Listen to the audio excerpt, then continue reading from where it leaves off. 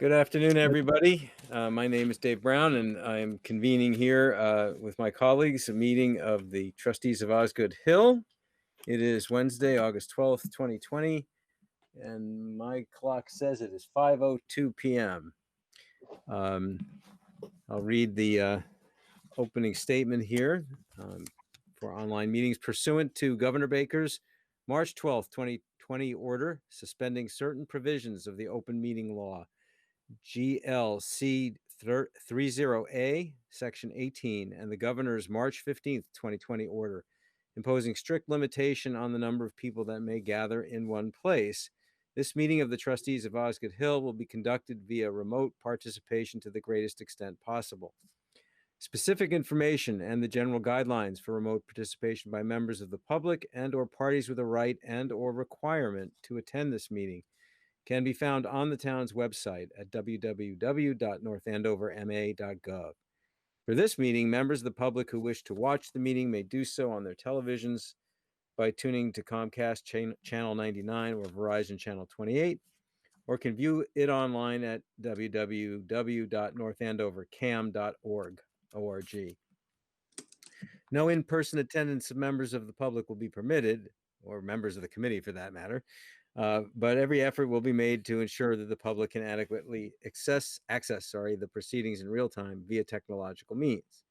In the event that we are unable to do so despite best efforts, we will post on the Town of North Andover website an audio or video recording, transcript, or other comprehensive record of proceedings as soon as possible after the meeting. If the public would like to participate in public hearings, please, this particular one, if you would like to, please email your question or comment prior to or during the meeting to myself, dbrown@northandoverma.gov. I'll further note that I've not, as of right now, received any such emails for today. Well, with the exception of a statement that a citizen asked me to read during the public input part of the meeting. But I will monitor my my phone during the meeting in case emails come in. And the questions, comments will be read during the proceedings and responded to accordingly. All right, so we do have an agenda. Jerry, you are taking notes, correct? Yep. Okay, let's take. Oh, there's Tom. Hi, Tom. So let's make sure by verbal response. Let me just make sure we're all here. So starting with Tom Dugan. Hi, here. Sorry about that. I had some technical difficulties. Okay, no problem. Robin Ellington. Robin is here. Jean Irwin. Jean Irwin is here. Okay, Jerry Justin. Jerry's here. And we also have Director Joanna Olette.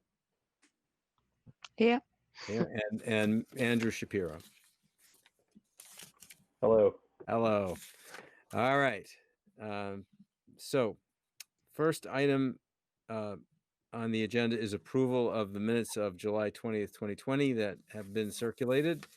Does anyone have any corrections, enhancements, or comments? Hearing none, I'll entertain a motion to approve, please. I make a motion to approve the minutes as written. Thank you, Robin. Any second? I'll Jerry second. second. Oh, Jean got it. Gene, you're quick. All right, motion's been made and seconded. We'll do a, first I already asked if anybody had comments, so I don't think discussion is necessary. So I will call for the vote. I think to expedite, let me create an order here. We'll call everybody's name. I'm going to go from Jerry to Jean to Robin to Tom. And that'll be our order each time so we can do this smoothly. So if you're in favor, please say so by saying aye. If you're opposed, please say nay. Jerry? Yep. Jerry is yay. Aye, right? Yes. Aye. Jean? Jean, aye. Robin? Robin, aye. Tom? This is to approve the minutes.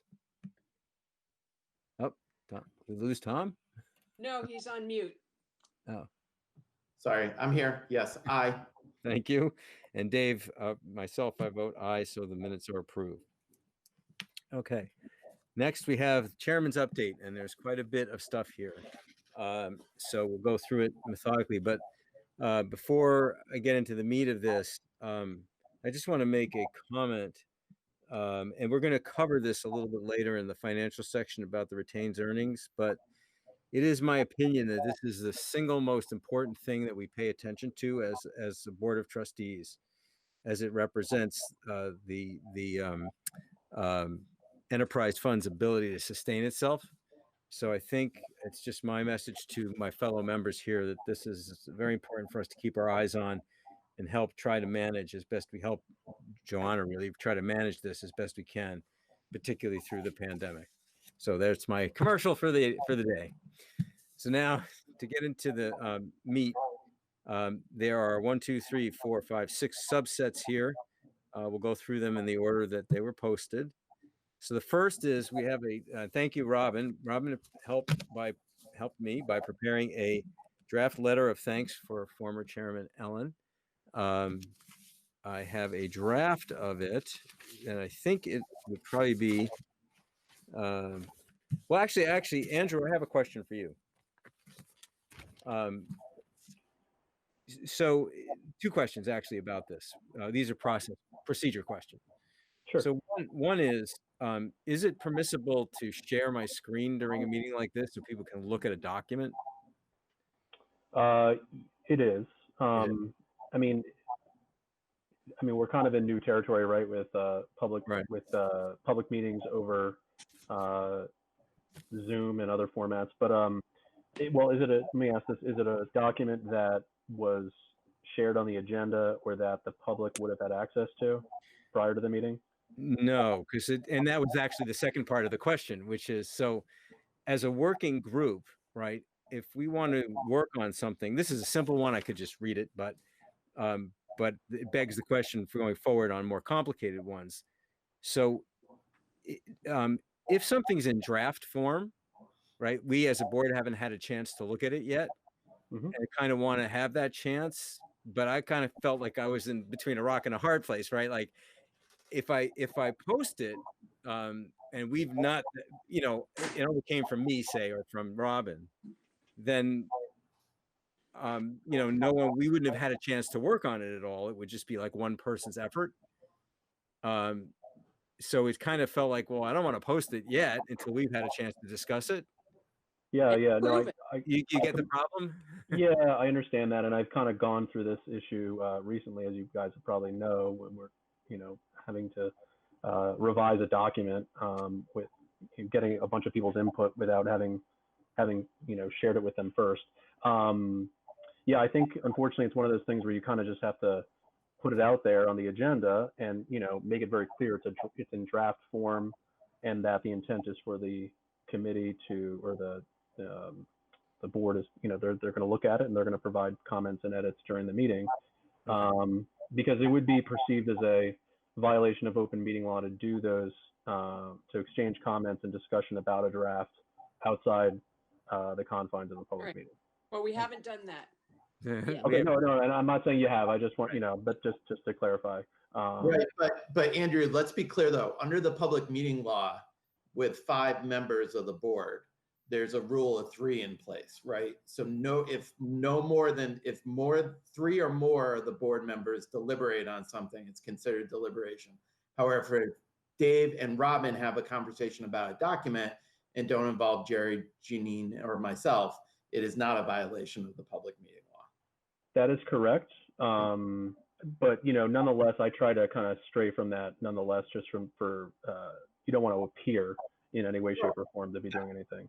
I absolutely agree, but I want to just make sure that's clear to Robin and everyone else that if the 2 of them are collaborating on something to then present to the board members, as long as we don't violate that rule of 3, we are safely within the confines of the public meeting law. That's correct. Yep.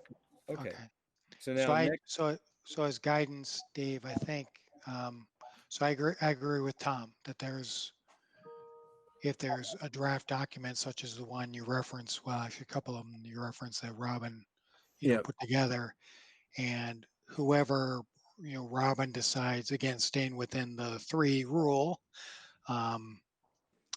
can have the preliminary discussion on, and then, as Andrew points out, if we're going to discuss it at a meeting like this, at least it's been Correct. kind of pre-reviewed or fine-tuned or whatever you want to call it, ahead of time. Because we've been doing that. We've had offline conversations for financial, how we're Right. going to present financial and the marketing, stuff that gets reported out here. I think we have to continue to do that to be able to do our work. So that's Okay. my point of view, Jerry, here. Okay. So for these three things that Robin has prepared drafts of, is it possible for us to talk about them today? But I mean, I would have to read them or share my screen for people to see them. Or do they really need to be posted first and discussed at a subsequent meeting? I mean, technically, I would advise that they be posted first, but I mean, you're talking about a thank you letter to the chair. Is that? Well, that's one of them. Let me tell you what they are, just so you have an idea, right? One is a thank you letter to the chair. One is just like a working spreadsheet of our tasks as a board. And then the third one is a kind of I don't know how to put it, a letter looking for volunteers to help serve on this committee because we need two more Yeah, people. we need two more. Yeah, I mean, I mean, I think, if you wanted to play squarely within bounds, I would advise that you post it, that you're discussing these matters, and, and then post any relevant documents that you're looking to discuss ahead of time. But, I don't think any of this is, I mean, I think you can discuss this is what I'm. Yeah, these are non-controversial items, right? That they're just like sort of. That's processing. marketing. Yeah. All right. So I feel like in the interest of expediencies, let's do this. And I don't. Yeah, it seems like nobody would object. So let me try to share my screen, if I can figure out how. And this is Google Meet, so well, let's see. Present now. A window. Oh, look at that.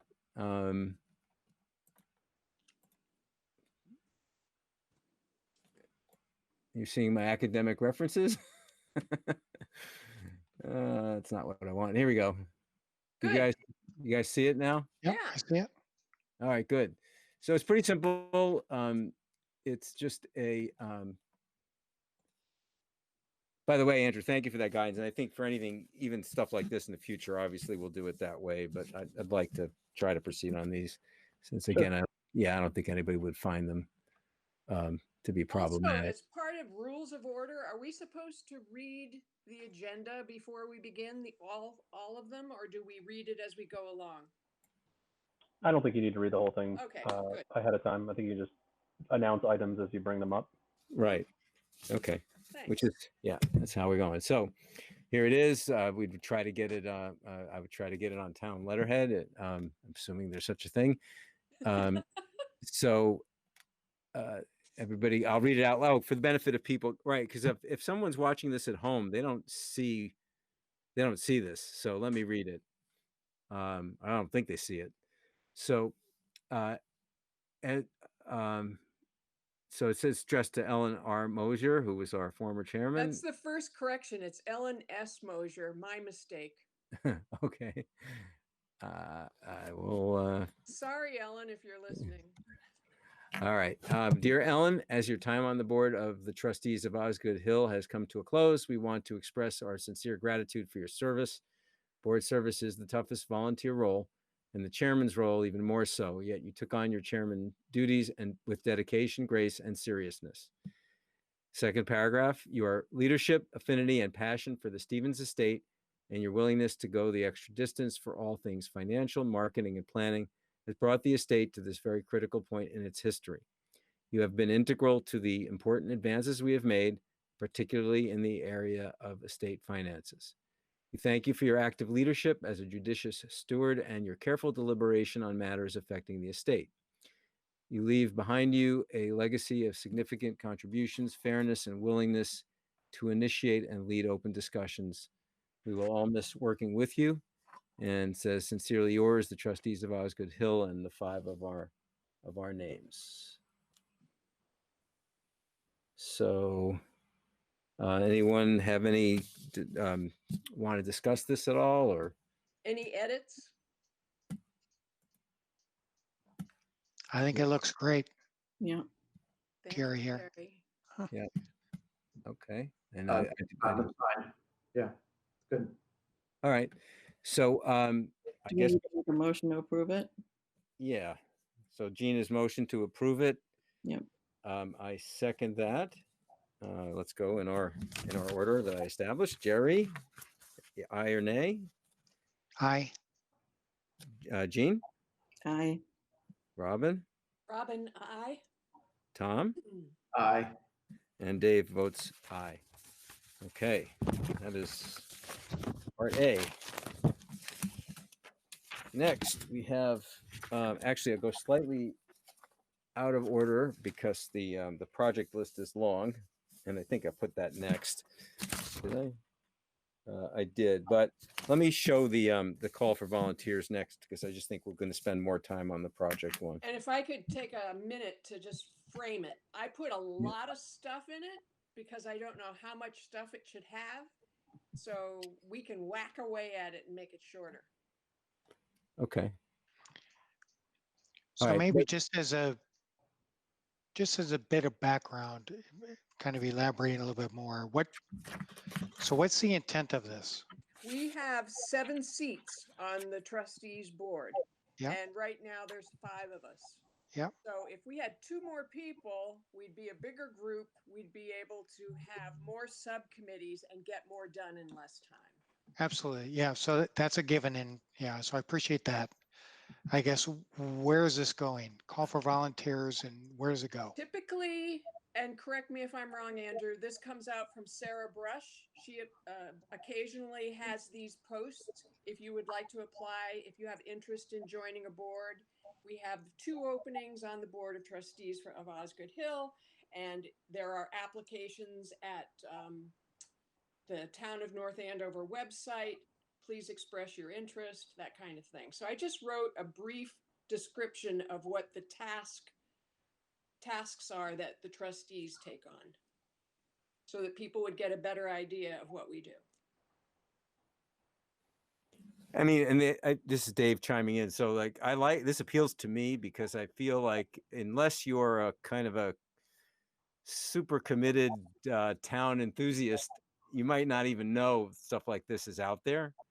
You know, and you have to dig a little bit, and so I mean, and let's be honest, right? The selectmen have a lot to do, so this is not going to be, you know, maybe at the forefront of their mind in terms of all the stuff they have to do is filling these 2 open seats, and there's open seats on other committees, et cetera. So Robin just had this idea. Let's kind of try to get a little publicity out there so we can get some members. Strikes me as a good idea. So. Okay, so You have that document? I do. Let me share it. It's just so everybody can see it. Sorry, it's a little. I'm new to Google Meet. I'm used to Zoom now, but I don't want everybody to see my entire screen because there's a lot of stuff there. What was that about a resume? Oh, I got the. Oh, I have an references. announcement. I don't know if I told everybody. I got a job. Oh, good for you. Yay.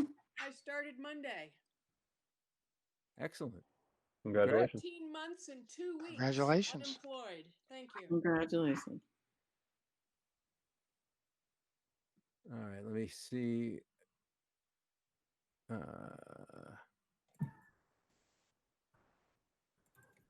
Why is that not happening?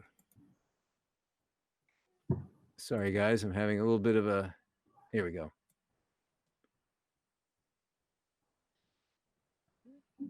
Do you see it? No. It's black. Really? Mm. Great. You get a black screen still, huh? I suspect I'm running out of memory. Huh. Wow. Still black? Yep. All right, let me try something else. Sorry. Oh, come on. How many tabs do you have open? We don't want to talk about that. I can't count that high. All right, you know what? I'll just share the whole screen. What the heck? That might work better. Now, maybe? Not yet.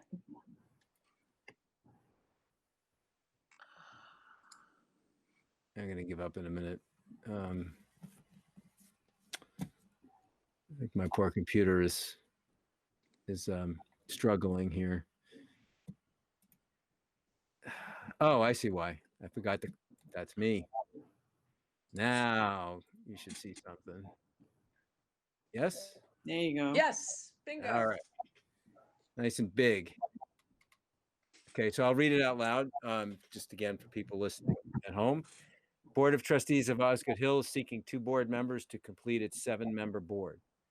Trustees have responsibility for the care, management, and fiscal oversight of the Stevens Estate at Osgood Hill, including all land and buildings. Additionally, we support activities of the executive director who, with 5 years in the position, has, since the COVID shutdown, we have been especially invested. Oh, there's Yeah, we can use missing there. yeah, some words missing, I think. Sorry. We have been especially invested in hosting safe outdoor activities for North Andover residents. The Stevens Estate is an enterprise fund along with water and sewer, which is self-supported through the revenues it derives independently from town municipal operations. The Stevens Estate annual revenues include income from booking events such as weddings, retreats, business meetings, and other private gatherings. The board meets monthly, sometimes bi-monthly during busy event months, and the board seeks individuals with legal, finance, municipal, or marketing experience interested in supporting this town asset, whose members serve on subcommittees that manage smaller projects and report to the board. Applicants should have an interest in history and stewarding a historic property through change and an ability to commit to at least 8 to 12 potential meetings on an annual basis. Skills and experience in history, architecture, construction, and real estate are a plus, but not required. If interested, please visit. Oh, I mean, you really took them by the hand. It's good. To complete a volunteer form. Please contact Jillian Brothers with any questions. It gives her email address and phone number. okay. So, it's pretty factual. But let me suggest something. Well, I'm thinking out loud here. I really want to have this happen. I wonder if we can just vote to approve the idea here, and not necessarily these specific words, and I can kind of send it over there and suggest these words, but then I feel like they'd probably be rewritten anyway. You know what I mean? Just to get this to roll rather than spend the time now to edit it and so on. I think, Dave, that's appropriate, that maybe the trustees, the motion is to vote to authorize you to work with the appropriate people in the town to market and solicit more volunteers. And I think the language can be at your discretion. You've kind of hit upon all the major themes of the estate, so it seems reasonable that way. So what do you think about that, Robin? I think that's a great idea. Okay. David, All right. Rob, make a suggestion. It's Jean. Yep. On the second paragraph, you could go up. If you just take out the word which, you could go up. Not the second paragraph, I'm sorry, the third. The Stevens Estate is an enterprise fund along with water and sewer, which is self-supported through revenues it derives independently from town municipal operations. I don't know. I just think just take out which. Take out that word. Okay. Yeah. Okay. Well, we'd have to say and is. So look at, there should be a second part to the sentence if you don't take it out, I think. And this is Jerry, just another comment, again, not to get into the wordsmithing, but it feels a little bit like a job description, particularly when you look at the qualifications. Like if I read those quickly, I'm not sure I would have any of those. So maybe just think of, I understand the intent. and there's certain skill set, that's valuable. So just think about that, and make sure that that we're encouraging diversity, but focusing on the stuff that, the Stevens estate needs. So whatever that means, to you, Dave, carrying it forward is fine with me. So, Okay. Maybe a passion for public service. Yep. Okay. I'm just taking notes on these suggestions here. All right. So I think we probably should have a vote to direct me to do that, which I'm happy to do. If somebody so wants to I'll move make that. Robert, do you want to go ahead? Do I want to what? Never mind. I was going to just make the motion, but so I make a motion that we allow Dave to work with town management, Sarah Brush in particular, to update and revise this description appropriately or as applicable, and post it on the town website on behalf of the Board of Trustees. I second the motion. Okay. So we have a motion made and seconded, and any further discussion? I'm hearing none, so let's vote. In favor, say aye, and if opposed, say no. Jerry? Aye. Jean? Aye. Robin? Robin, I. Tom? Aye. Dave? I vote in favor as well. I will take that direction, fellow members, and do my best to get it to happen.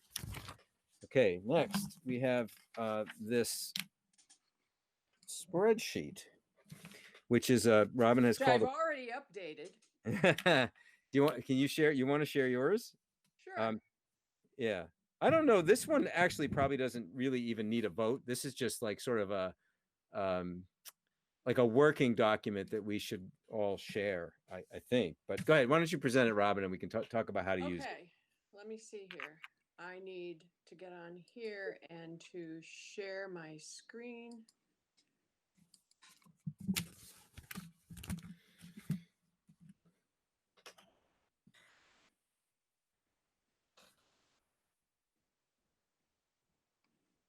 Do you see it? Yes, it's kind of tiny though. You probably want to blow it up. Okay, let's see. Tiny size. Come on. I'm familiar with that rotating orange ball of death there. What is it? View? It's Enter a full word. screen. How's Robin, that? can you hit the green. Yeah, there you go. All right. Okay, so what this is between 5 and 20. There's 15 different projects that we're working on right now. And I figured the only way we're going to keep it straight is if we have it in a list, we know who's in charge of it, when the estimated start date is, when we expect to finish, and then in the final column are the notes. Robin, So tonight, I'm sorry. On your bottom right corner, you see where it says 100%? yes. Can you click the plus so it's larger? In the bottom right, just hit the little plus sign to go larger. There we go. Perfect. Okay. Thank you. Sure. Now can I scroll? I can't scroll now. That's all. So anyway, this is I'm going to put it back to 150 because I can't see how to scroll this. Okay. Is that still okay? Yep. Yeah, now I can scroll. All right. So there's 15 different projects, and on them are topics that we're discussing tonight during our meeting. But for example, the letter to Ellen, the board review, then we're going to edit it when we need the letterhead. So those are the notes. And it's just keeping track of what we discuss, what the outcome should be, and how much time it will take to do it. So for example, 2 more board members, I had that assigned to myself, but it is a matter of administration. And I heard Dave volunteer to take care of that. So revise description and post on town website. So that estimated work in days, I just threw a number in there. Could we say 7 days or what? Sure. Yeah, you could. Yeah. Okay. In that case, sure. Go ahead. I'm sorry. That's all right. The other items we haven't gotten to tonight, those are the only 2 things that we've looked at. But I've tried to capture under projects the town manager letter to the long-term planning committee, the audit, the salaries in the operating budget, the town salaries in the operating budget, that requires a review. Transfer to capital, that's been a big question on all of our minds. The $1 million transfer in October of 2019. The indirect cost, we need to finalize the review of that, then schedule a meeting between the trustees and town in order to come to an agreement for FY21. Department of Revenue, we had discussed inviting them to one of our meetings. And I know that the subcommittee was perhaps taking a look at that. But see, this is why I need, and probably all of us need, the project tracker. I don't know if that's something that was being undertaken by the subcommittee, but we definitely need to send out an invitation to our meeting. The website, in the last meeting, Dave said that he was taking that up with Town Hall. I'd like to offer my assistance with that, not only because of that, but the next item, we need to get Joanna's profile up on the website. In the area of survey responses, I see an opportunity here for us to turn this into a public relations exercise where we can answer the questions that were posed by the respondents. The letter to Ellen, which is complete. We just need letterhead, 2 more board members. The town posting meetings from the trustees in a folder on a town website. I know that has been actively worked, and I think Joanna has sent status as of today. The steering committee and the finance committee, we've never met with them as a board. So I think it's important for us to invite them to one of our meetings so that we can discuss the issues we have in common or that we need answers on that only they could answer. And then public relations and marketing, that's an ongoing topic for me. So whatever I bring up will fall into that bucket. So I am going to figure out how to get out of this. Robin, can I make a clarification? Sure. If you scroll up a little, What number? What? row 10, indirect cost review.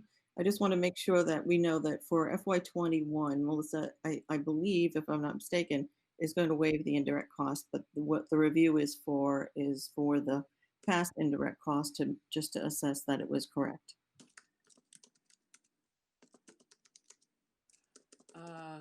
She's already Right. She's not, we're not going to be assessed those for fiscal year 21. right. But what the issue is that we want to review the cost ones to ensure that we haven't missed out on any retained earnings. Right. Right. To check retained earnings. Okay. So this is Jerry. So just a comment. Yeah. So in kind of looking through this, a part of it is just trying to capture action items that have been discussed at meetings. right. And we again, need how we do that, kind of what that looks like is kind of one thing. And so that's kind of one part. And then there's another part that goes into the financial stuff. And I think we've already agreed, rather than those are all kind of separate items, I think, we made the motion last week to, to set up call it an audit committee, right? Yes. And just as we have a marketing committee and we got kind of a finance committee. So I think that a lot of the finance stuff, rather than calling it out separately in here, probably can just be There's- bundled under that. If it's related to questions 1 through 23, then that, in my view, is really part of the forensic audit, right? Or in scope for the forensic audit. So just think of it, and then there's some forward-looking things that we haven't even talked about at the board, like a survey, which is neither here nor there is part of a good idea, but we haven't talked about it. So it's not really, it's an action because it's not really an action because we haven't even talked about it. So I think we just have to fine tune this because there is value to seeing all the action follow-ups in one place. That absolutely has value. Yeah. But I just want to make sure that it captures the things that the board has, for transparency and public, view, to make sure it captures things that we've actually discussed and actioned versus thoughts that are certainly welcome for discussion in a marketing update or whatever you want to call it. But putting it down here as a project that then, that has certain connotations associated with it, right? I'll make a With suggestion. assignment and it'll, start time and end time and all that kind of stuff. So, Yeah. but the concept is, is good. Yeah, I'm looking for feedback on this. It needs to be fine-tuned. I've broken out the individual projects that we have under the financials so that we don't lose sight of them. They still need to be on our horizon. They are individual tasks that roll up into a big financial picture, but we can't lose sight of the individual tasks either. I Right. agree with that. This is Yeah. Jerry again. Just one more comment, then I'll go mute. I don't think and again, I think of the questions 1 through 23. The list is longer than what you have here, is my point. So Jerry, why don't you and I meet separately to enhance this? Because you have a lot of good ideas. Again, I'm just trying to I'm providing my feedback back to the board. Yeah. And I think the board needs to sort through what do we want this to look like and how detailed it is. If it becomes a laundry list of everything, then I think we're going to end up losing focus on the things that we really need to be. And Dave spoke to it last meeting. The things that we need to be focused on, kind of going forward. Certainly, we don't want to miss stuff that we committed to. Absolutely, and that's the intent. Mm-hmm. But Yeah. I think that's my spiel. Now I'll go and mute. Okay. Thanks for listening. I think Gene was trying to say something. Go ahead, Gene. Could we start maybe have this considered called a working project tracker, excuse me, and then start a new tab below for maybe proposed items to be discussed. So it would be on a separate tab completely. So we would keep it clean as far as what we're actually working on. And then, okay, by the way, nice to do when we get time for it, or we want to talk about, are we going to do this?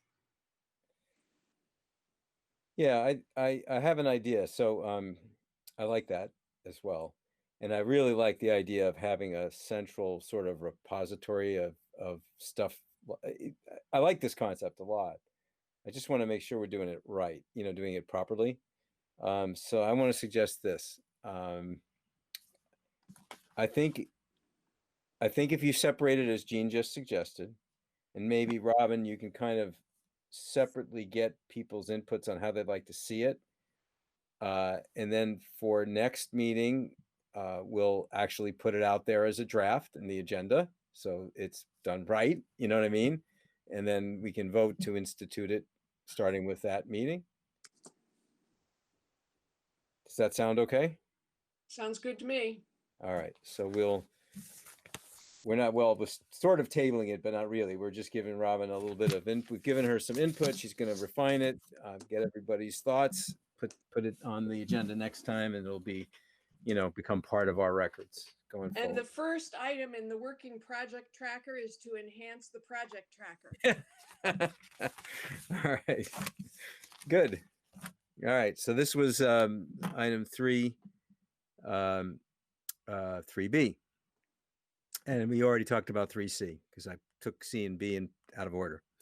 All right, so we were up to 3D, which is the website, and I'm happy to talk a little bit about that, and Joanna will chime in. But Joanna and I today had a meeting with Chris, and Andrew was there as well. Had a meeting with Chris, the town's IT director, Chris McClure.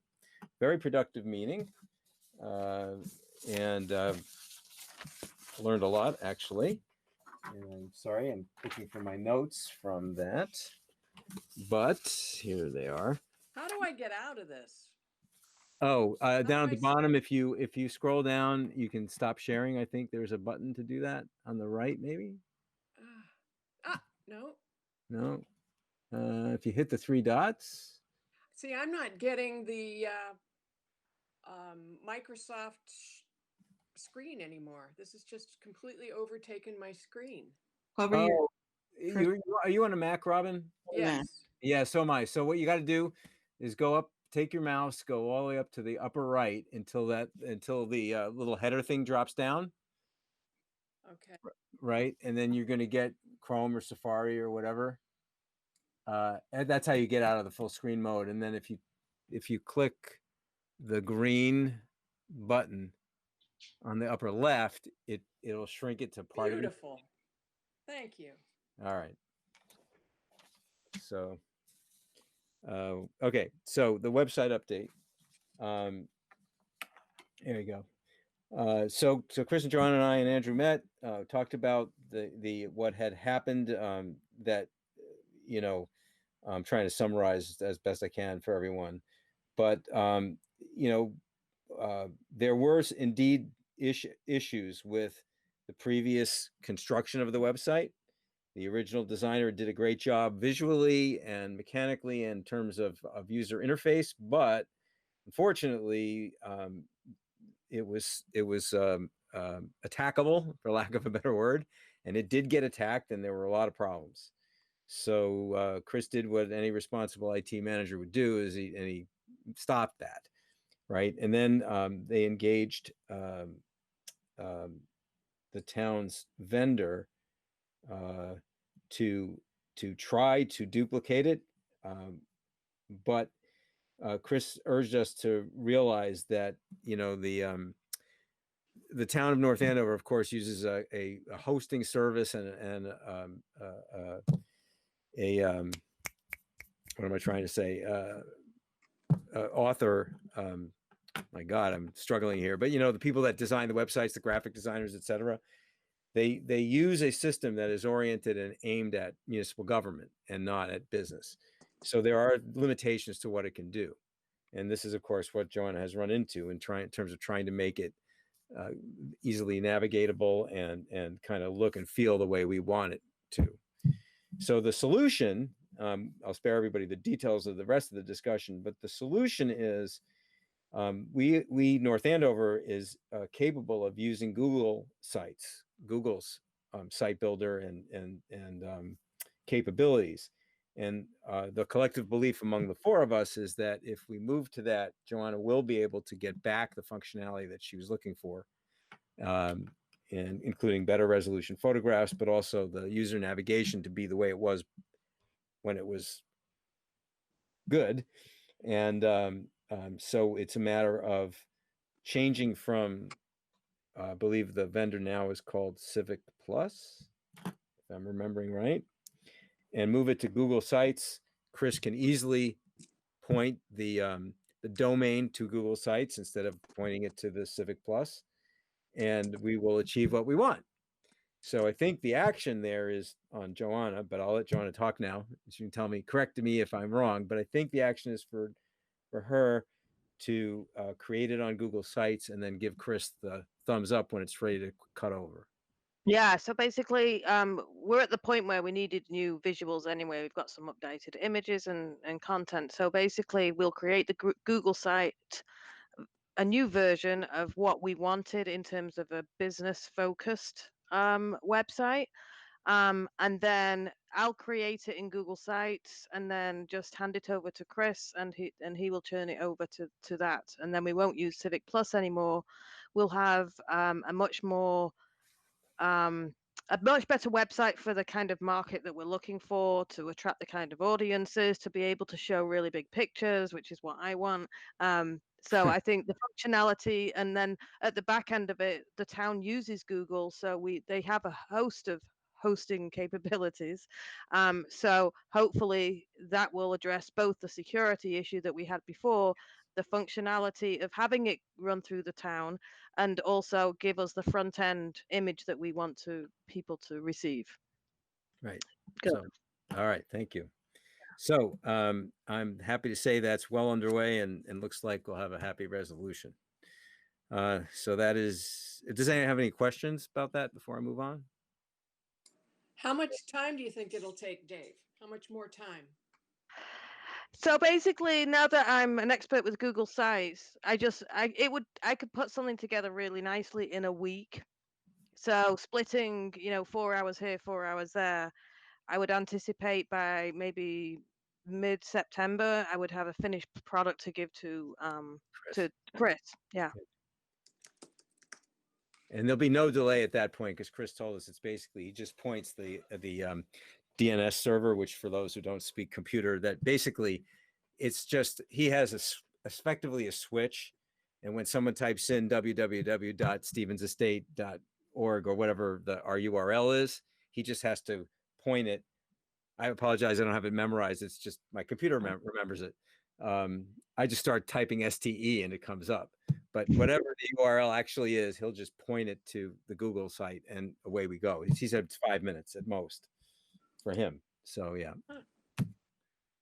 Okay, so it's just a matter of Joanna and I being able to squirrel away some time to work on it, right, and get it the way she needs it to be. But the good news is a lot of the I would say, correct me if I'm wrong, but a good chunk of it anyway, maybe 50% is just stuff you already have, right, that you just need to repurpose. Yeah, so there's a lot of, I needed to update some of the verbiage anyway, but we have a lot of new photos since the website was put together last. There's so many new things that we can add, and So, COVID. Yep. And it's 2020. All right.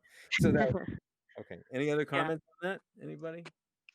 Just says Jared, just a comment. So that's excellent news.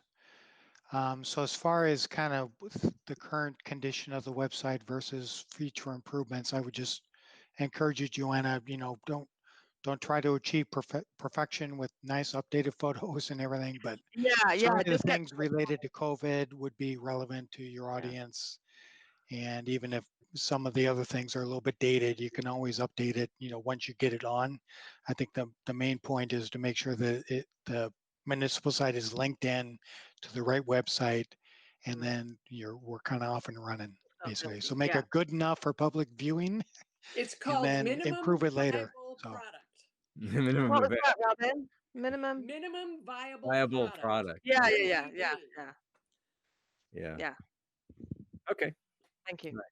And okay, I'll keep going then. We're still on my chairman's update here. So that's part D, like David. Now we're on to part E, like Edward. This is the issue of minutes that are no longer posted that took place of meetings that took place between 2016 and 2019. And I guess I saw something today, Joanna. Joanna had copies of them, but there's an issue with posting those. And Joanna, can you fill everybody in on that? You're on mute, Joanna. You're on mute, sorry.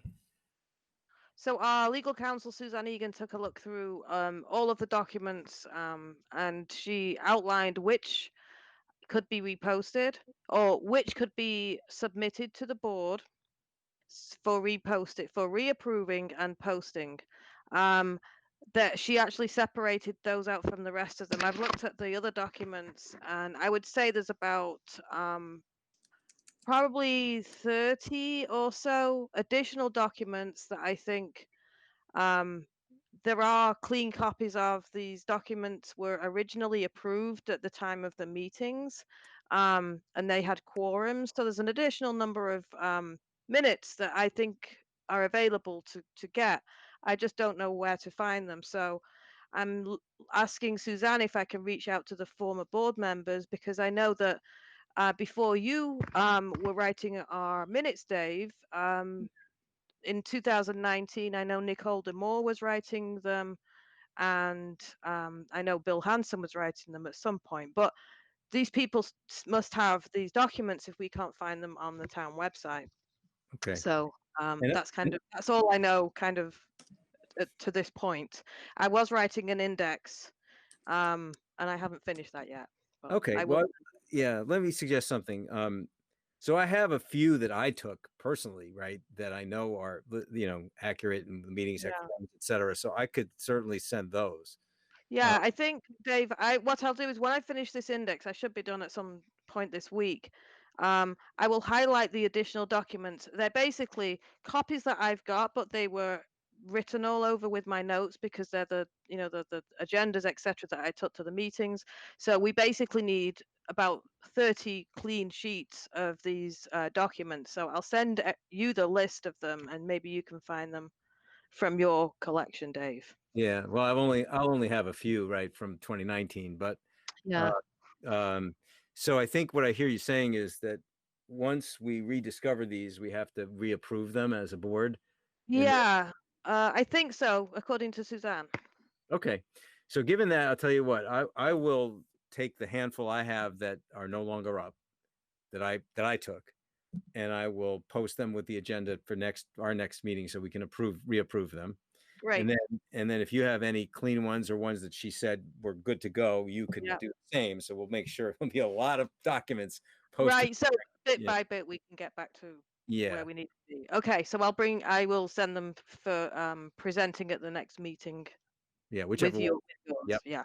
Okay. Perfect. All right. So at least we can make, okay.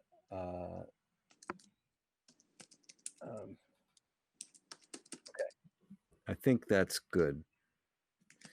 All right. Then the last thing that I have, yeah. Okay. Sorry about that. Don't want to miss it's here. Okay. So the last item I had here, review and discussion of the long-term advisory committee recent meetings and recommendations. So I'll say just briefly, I listened to their meeting last night, and for anyone, well, were all of our members, were any of you guys not listening? Or did everybody hear it I listened to the replay today today? So you've heard it on YouTube. Yep. Yep. Tom, did you hear it? Yep. I can't hear you because you're muted. Sorry, yes, I did. All right. Robin, you listening? I did. You did? Okay. Jean, I'm pretty sure you were because no comments from you were read. So I don't think, everybody heard it. We know, everybody knows what happened. I guess for the public's benefit, I'll state that, the long-term advisory committee did vote to approve their recommendation, which now will be made to the select board. It's a done thing. Not really sure how much time we should spend on this. They didn't invite us to participate, our board to participate. I guess, we all have opinions of how we feel about whether that should have happened or not, but not really sure there's any action for us to take. So unless anyone thinks there is, I think I'm just going to move on because our mission is operations based, right? We're supposed to help the estate run as smoothly and as well as it can. And, our mission is not we can have input into a long-term strategy, but their mission was different than ours. So does anyone else want to discuss this? I kind of do, Dave, because Okay. I still have that question as a new trustee, right? And I'm not sure that when I look at the statute that our role is not strategic and creating a strategic plan for staff to execute. Our job is to manage the estate, and whether or not you're looking at two different views. So I do, holding aside comments on the report, I do think that the other committee provided some value in giving us different options to look at how the estate can be operated, and also coming up with a fundamental conversation for us as trustees or within the broader community of the town to discuss how do we want to see the estate used, right? Whether it's simply as the building as a retreat center and a facility for public events, or are we looking at the totality of the property and trying to manage the property to provide more recreation and other services, right? And so I do think that at some point, maybe not tonight, but at some point we should talk about what those recommendations mean and what their findings were. And to your point about retained earnings, whether or not it gives us opportunities and thoughts on how to, generate more programming, more revenue, and more services for the public. Okay. Good. Yeah, I mean, Gene, I'll follow you, Gene. okay. Yeah, go ahead. I think I'll hold my comments till the end. Go ahead, Gene. Okay. I think what's important also to discuss is also the validity of the long-term committee. I realized that they were, appointed with a certain goal, but we were established in 2015 for a certain goal and given certain obligations to fulfill. I know obviously it wasn't all of us as members, it was a different group, but why we all of a sudden turned from the committee to an advisory committee, then a long-term planning committee is going to supersede now what we're saying. I think that really is a conflict. And, I did bring up several times in public comment, and Andrew, I want to thank you for reading my comments. The reluctance to meet with us, because I do think that Tom is indicating that our missions align. And I think for that not even to be a factor in their recommendation, and conflicting thought, it is only a recommendation. It doesn't necessarily mean that's what they're going to do. But but for that not to be even a factor in the recommendation, I thought was very disheartening. But aside from that, I think we need to look at what were the authorities given to this committee in 2015. Where and how were those suspended? Because the Board of Selectmen never voted on it to do that. They did establish the long-term planning committee. But how does that power supersede the trustees? And if I could jump back in, Gene, that is actually one of my fundamental questions, right? As a member, and I've asked to meet with Melissa and meet with town council, and I've heard no response back from that. Is that town meeting, not necessarily the Board of Selectmen, but town meeting empowered the trustees to exercise the management and the management of the estate, and it is not clear to me how our predecessors and how the former town manager and interim town manager and our predecessors on this board and current and former members of the selectmen work together to do that. But it seems that in this process, the trustees their role has been diminished. And I'm not sure that was done appropriately or with the full voice of the town that voted to create the trustees that number of years ago. Now I'll go mute. All right. Okay. Go ahead, Robin. Oh, actually, Robin, can I put you on hold for 1 second? Just a quick correction. Gene mentioned that we were not founded in 2015. The trustees were created, I think, in like 1997. Right when the property became part of when North Andover purchased the property from BU. So there's a lot of history here. Just making that slight correction is important. I'm sorry, and you're right. And also another coupling factor is that all the meeting minutes are not there, where other committees are. And I just think it's a contributing factor to the confusion of where our responsibilities and I don't know if you want to say objectives and rights or whatever you want to say align. Yeah, no, I think it's a good point, but we're going to talk about that some more. But go ahead, Robin.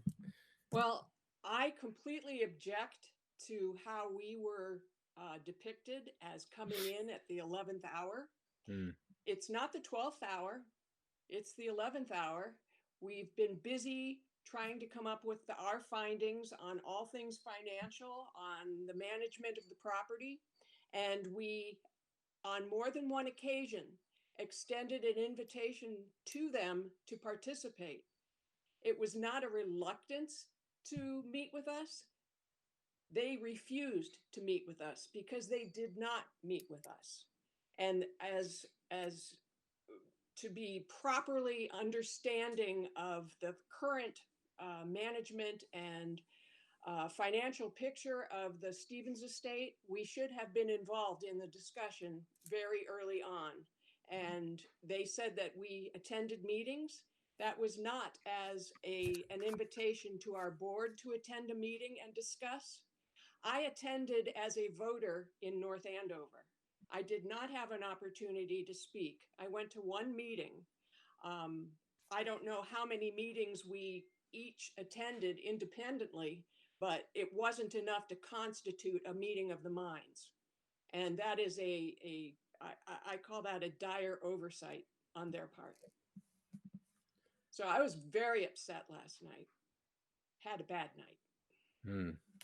Okay. Go ahead, Jerry. So this is Jerry. So just to be honest, I haven't got my head around the whole picture yet. I certainly understand why the long-term advisory committee, was set up. And I'm sure for very good reasons. And I don't exactly want to throw darts at the work that they did, but because we all have our challenges. But I think what we should do as trustees is, kind of take the information, not necessarily go back and kind of research all the factual, is it, supported by documentation and minutes and, whatever's. But I think we should develop a position statement, paper, whatever you want to call it. I think we should discuss what's our view of it, and not belabor the point. And also to, that would be an opportunity to kind of highlight the things that we are doing, kind of moving forward. But I think the piece that was missing for me was there wasn't a full realization of the roadblocks over the last, I don't know, call it 2 to 3 years, because I don't really even have the right time frame. But I think the roadblocks that contributed to the estate being in the position it's in were not created by the estate or Joanna or whatever, or probably even the board of trustees. They were created by, from my own personal view as a resident, but they were created by others, and then that contributed to a number of dominoes that then started to fall, getting us to the current state. So again, I'm not a fan of drudging up all the history and all those sorts of things, but there may be an opportunity to, again, put together a position and say, okay, well, when does the board of selectmen need to make the final decision? And is there information that would contribute to making the best decision possible? Some of that may come out of the work that we're doing. But I think at least we should put something on paper, put it on the table, because we need to have a position and not be silent. Yep, I actually agree with you strongly. And I'll make one. Now, Tom, I'll go to you next. I just want to make another comment that Tom brought up something before that I've been thinking about, which is that, it is a little, our actual roles and responsibilities are a little unclear. And despite efforts to clear them up that I've made in the last 12 months or so, I'm still not 100% sure what really is the case. And I have to admit, I'm a little reluctant to read through 25 years of town meeting minutes in order to kind of see the sequence of events and understand what really happened and where we really are. And I have to tell you, I did go back and pull some old ones. Not recently. I did this actually right before the 2019 town meeting, where, you know, where the RFP that where Elegant Banquets and all that stuff happened, because I wanted to be as educated as I could. And Joyce gave me this stack of paper that I still have not gone through all of it. It's a difficult job to figure out, but I do think, you know, the more I think about it, we really should get to the bottom of that and figure out what our responsibilities really are, what our empowerment really is, because I think we're all working under assumptions that may not be right. Um, you know, we were all sworn in as members by the Board of Selectmen, or the Select Board, at, you know, at different times over the past 15, 16 months. And I have to say, when I was sworn in, I thought my job was to join an advisory board. I didn't know any of this stuff, right? And I'm the longest serving member of this committee right now. So, you know, we should get to the bottom of that, and I think it's going to be a big job. But anyway, let me get some more comments from you guys, and then we'll try to come to a resolution on this. Tom's waiting. Go ahead, Tom. Yeah, there's two things that I want to come back to, and I think Jerry put it well for me. Is one is I really thank the long-term committee for doing a lot of very good research and comparisons, right? So for me, at least, that was helpful to see whether it was the trustees, DCR, different properties that they came forward and gave some different options of what a historic property with a lot of acreage with a historic mansion could look like, and how other people are operating it.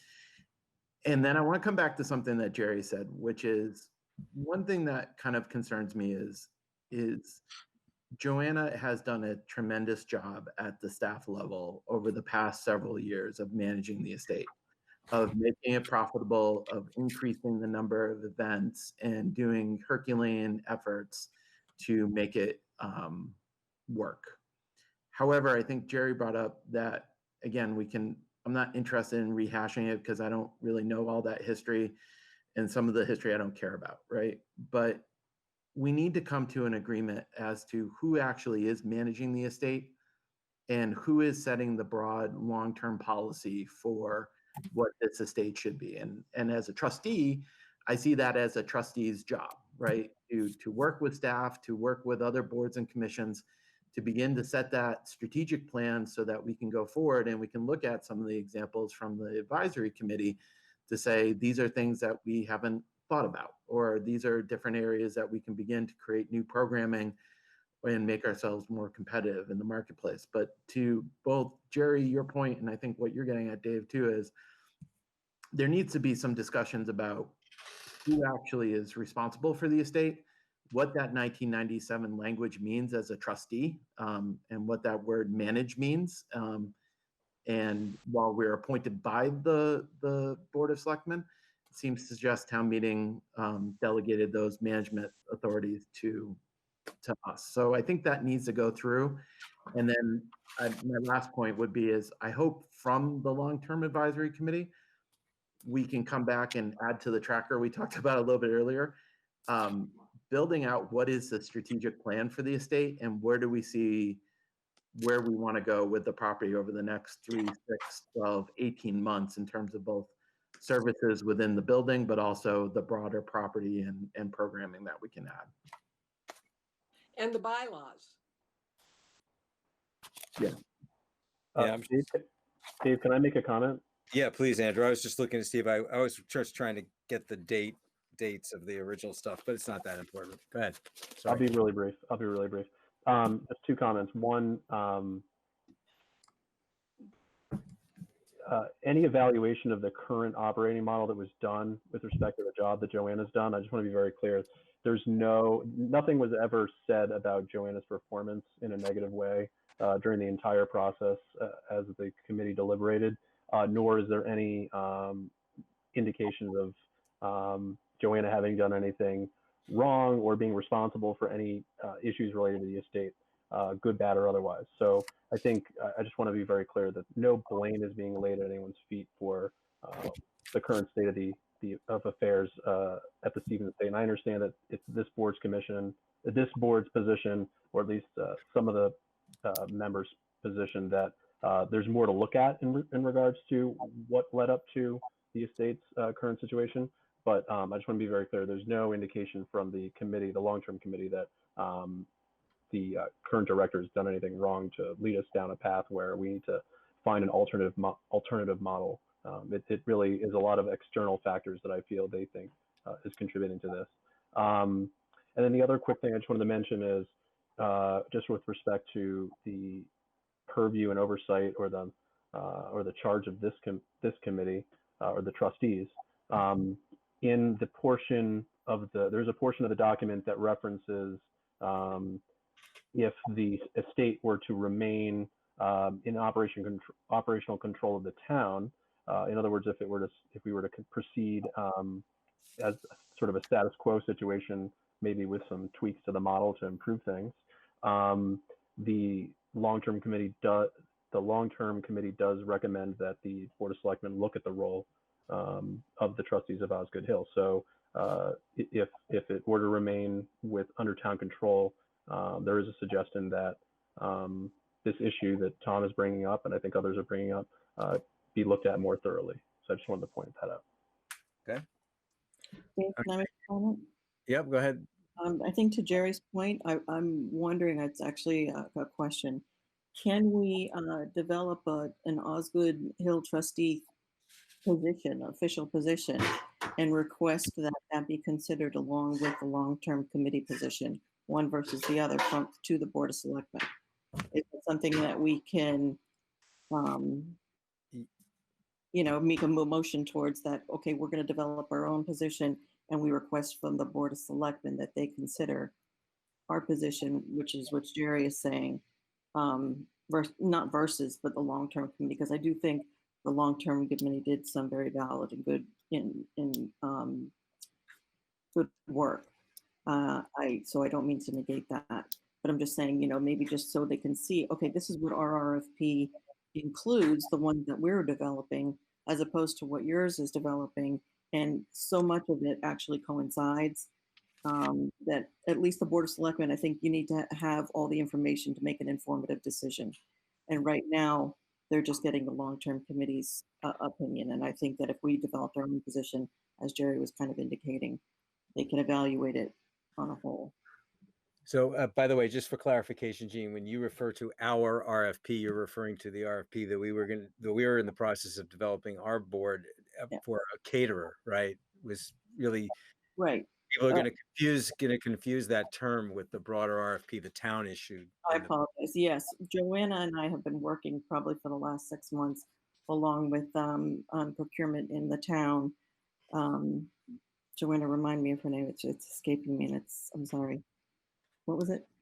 Lori Burzlaff. Lori, thank you. Lori Burzlaff. With Lori, so we drafted, and it's pretty much finalized almost, with the exception of a few tweaks, an RFP of our own to get a caterer. And as I explained this to Dave, I liken it to when I was as a director of food services.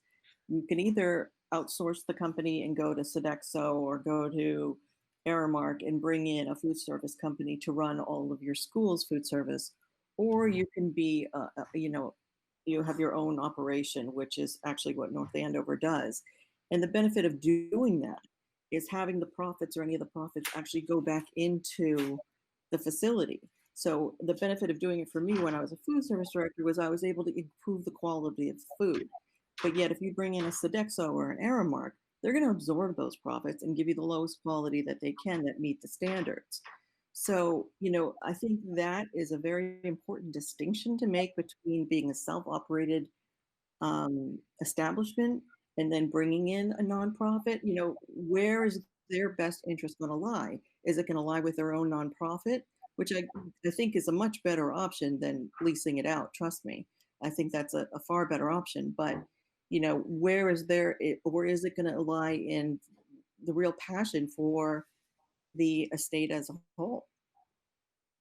And I think that's a really important point, because I think this comes back to the question of what is the estate to the town of North Andover, right? What does it mean to the general public, and what does it mean to people when they think of the Stevens estate and what they want to have happen there, right? And you're exactly right. There's two means to deliver those services. I'm not even sure what services we're supposed to be delivering, right? But we can come to that later. But there's two means to deliver those services. One is to outsource it to a third party who will run it, and there might be issues of quality. There might be also issues of higher costs. I'm a big fan of the trustees, and I love the trustees. But if you go to trustees events, you pay for them, right? And they can be expensive. Just for clarity, Tom, just for clarity for people, and it might not realize you're talking the trustees. Oh, sorry. Trustees of reservations as reference in the dialogue in the documents issued by the town, issued by the long-term committee. And the same way with the Department of Conservation and Recreation, there's a lot of fine institutions out there that could operate it. But to Gene's point is, I think it comes back to asking the question of what does the public want from the estate? How do they want to see that estate used? And then what is the best operating model to deliver those services today and in the future going forward? And that really comes down to me, an excellent body of work about options and different things that we could do. But then coming down to it, what is the next steps with the management of the estates to begin to see those things implemented and to get over, as Jerry said earlier, some of those roadblocks that have been created in the past. So Joanna can continue to survive and thrive. And I think that's an important distinction. I'm sorry, Dave. One last thing, and I'll be quiet. I promise I won't mute. But with the caterer, Joanna, who we can all agree, has done an incredible job, knows how to increase and drive sales, and the maintenance of the estate. I mean, she's a one-woman operation in many sorts, but she's still driving, steering the ship if you're having it with a caterer. Whereas if you bring in an outside, operation, you're not going to have that person at the helm. All right. So I thank everybody for. Oh, Robin, do you have something you want to add before I try to? Well, I just want to voice my support for Gene's idea to come up with our own report, and I volunteer to be on her subcommittee. Okay. All right. So I was going to get to that here. So I kind of would like to try to wrap this as good discussion up. That I hear a couple of things that I think we're coalescing on some actions here. One is we should probably put together, let me sort of state them as I think I heard them, and then we can formulate a plan. So I think I hear consensus around providing our own assessment, our own strategic plan, for lack of a better word. And because our feeling is that, since we were not solicited into that process, we would like the select board to hear our vision. So that's one thing, putting a position paper or a strategic plan together. Number two, I hear that there's, I think, consensus for us to once and for all resolve what our real roles and responsibilities are. And I think that I just created a very, very long, very challenging research project, but it doesn't mean it can't be done. And there's a lot of papers to go through and try to figure out sequences of events and what was voted on at different town meetings, et cetera, since 1997, I think, was the first one. I think the purchase was in 94. I think the trustees were created in 97. I might be off by a year here and there, but there's a lot of history to dig through to see what really are our responsibilities and get them nailed down once and for all. I think those are the two significant conclusions I made from the discussion we just had. I guess the best process here would be we probably need to make motions to carry these things out and then assign people to do them. So I'll entertain those motions if anyone would like to make one.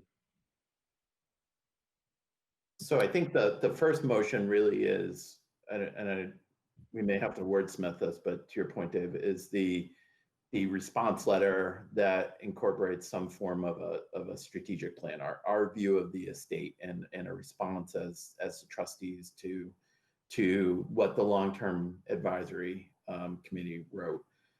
So I think the motion would be for the trustees of Osgood Hill to draft a response to the long-term advisory committee. We can work on the exact wording for submission to the Board of Selectmen and the residents of North Andover.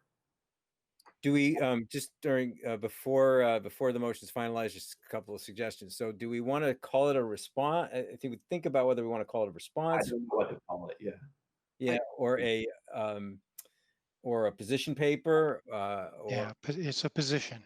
It's Yeah. it's our view of the current situation. Recommendation. Can we actually make the motion to request the Board of Selectmen to consider our position recommendation? Can we request that as a motion? Well, I guess this leads to another question then. This might be influencing the motion, right? The other committee made a recommendation.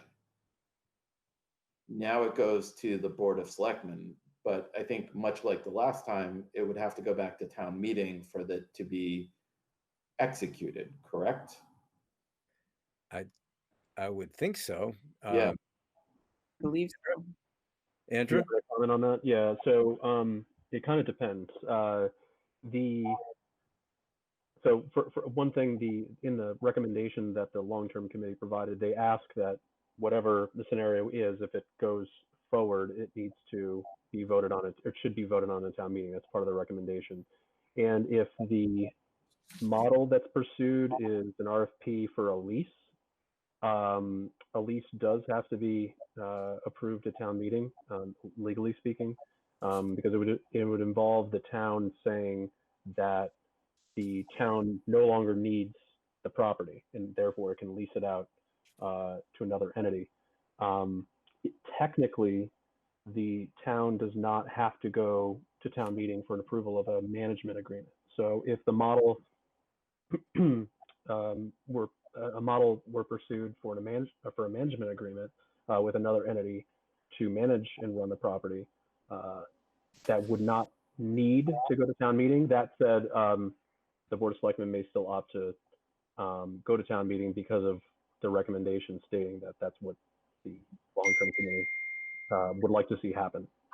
Even if it's an enterprise fund versus that they're allowed to circumvent the town meeting under the enterprise fund laws.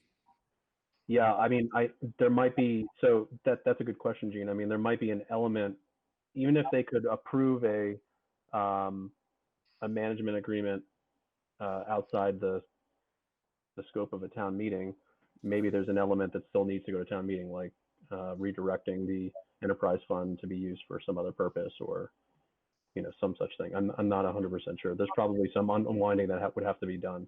Yeah, this is my frustration with this. Is I think that it needs to be somehow stated that it's a response to the recommendations of the long-term advisory committee, because what you're describing, Andrew, is fair and true.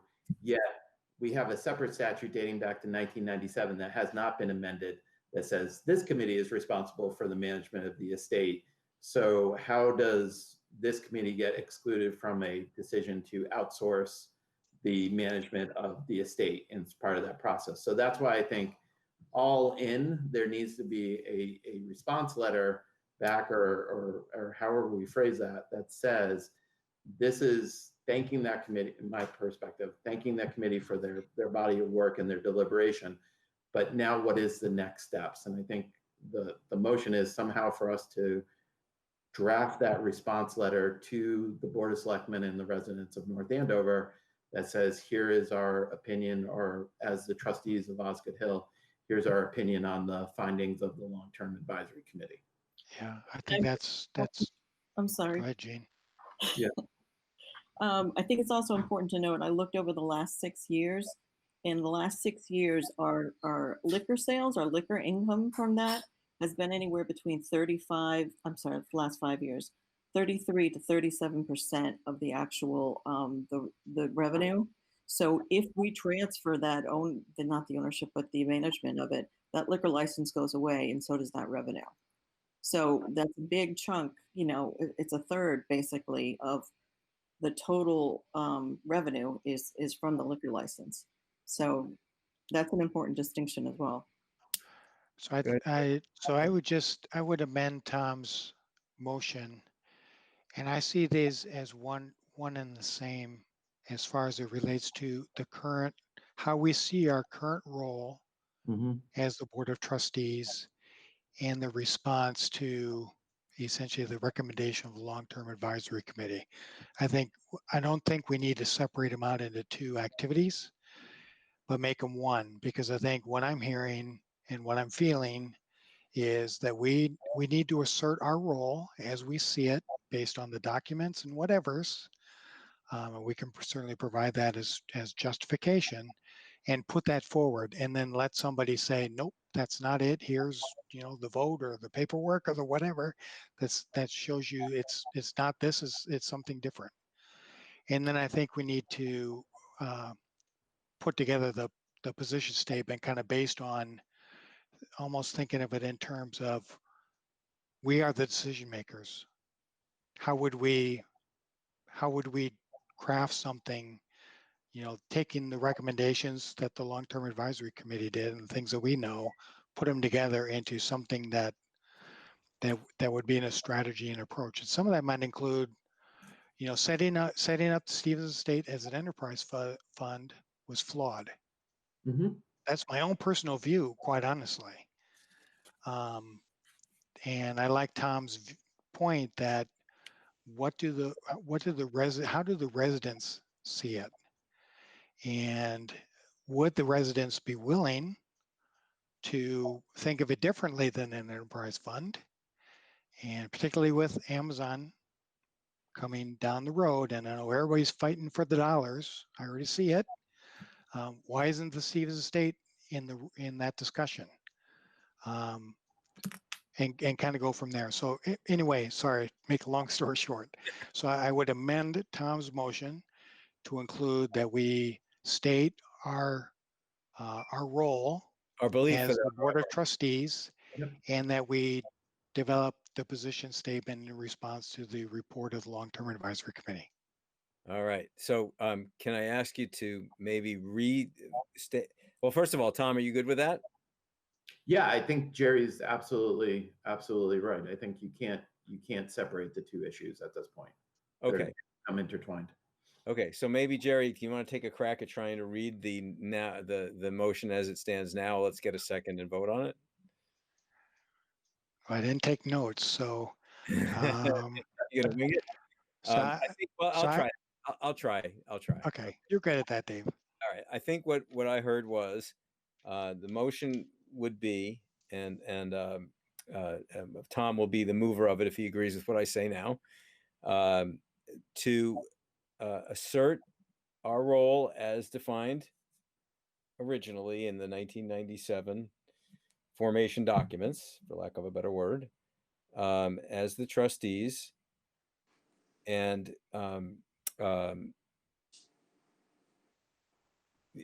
as such, we, this body, wish to make this response, writing this response to the findings of the Long-Term Advisory Committee. And this response will be our view, the Trustees of Osgood Hill's view of the current state of the Stevens Estate and our recommendations for its management going forward. Do we want it as a response or just purely as a recommendation to the board? I didn't think of it was, but I don't want it. Maybe I might be looking too much into it. It looks like we're really fighting the long-term committee, and I think jointly we want the same thing. Okay. So I don't want it to be as opposed to as a response to the long-term committee, but in addition to the long-term committee's recommendation, this is our recommendation. If Jim disagrees, but that's just my question slash thought. Well, what I agree with Gene. I think the first part of what you said, everything that you said, David, I would second. I think it's the wordsmithing that it's how about instead of a response, we could say searching for the word. Yeah, I'm searching for a word too. How about instead of a response, we say It's a position. our position. Our position based on our role is XYZ. Yeah. Okay. And do we want to mention their report? We have to do, I sort of feel like Tom felt that was important to reference it, maybe in some way. I personally do, because I think the body of work that they did does have value to it. I mean, they did isolate and tease out a lot of different things that we should, as board members and trustees, be thinking about, right? And there's a lot of really good things in there. If you hold aside, again, the way Jerry phrased it earlier, not getting into that, but there, in that body of work, there's actually a lot of really good, thoughtful things that the committee came up with that I think as trustees and as a community, we should be talking about how do we think about moving those forward if that's the direction we should go. So maybe the way to phrase it would be taking into consideration the recommendation just made by the Long-Term Advisory Committee. Yeah. We, the trustees of Osgood Hill, wish to present our view of the state of the estate and our plan for, or our recommendations for its management going forward. That acknowledges that their work, doesn't disparage it, just acknowledges it and says we would like to present our view. Yep. And we could even say, I don't think it's necessary. We just say prevent. I was going to say we could also add the phrase since we weren't consulted, but that'll send the wrong message. So let's not do that. So let's just say in consideration of, or I'd like that in consideration of. in consideration of the report or the recommendation just made by the Long-Term Advisory Committee, the trustees of Osgood Hill wish to present our view of the current state of affairs of the estate and our recommendation for its management going forward. Agreed. Is that a motion? I guess I just made a motion. Well, Tom, if you're good with it, you can be the official mover. I'll move that motion. Second. Okay. Moved.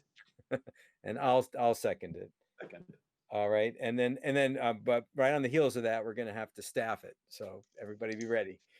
But let's first vote on that. So unless there's any further discussion. Let me just ask a question to Andrew. I have to believe that there's a time frame that the select board has in mind to make a decision, because the recommendation is overdue from, I guess, the initial request to have it ready for town meeting back in whenever it was, June or May. So is there a time frame that you're aware of? And I'm not trying to put you on the spot uncomfortably, but is there a general time frame that you're aware of when a recommendation would be assessed and then decision made? Not that I'm aware of. The only time frame I'm aware of is that the recommendation will be transmitted at least to the town manager this week, because the long-term committee put a deadline of August 15th, which is in a couple of days here, 3 days. And so we're just making final edits based on comments given last night. And once the chair is good with it, I'm going to transmit it to the town manager and have her be the one to send it to the Board of Selectmen. And then I just don't know how long it'll take for them to take action. I would assume they'll have at least one meeting where they will discuss the findings. I don't know how drawn out of a process that'll be.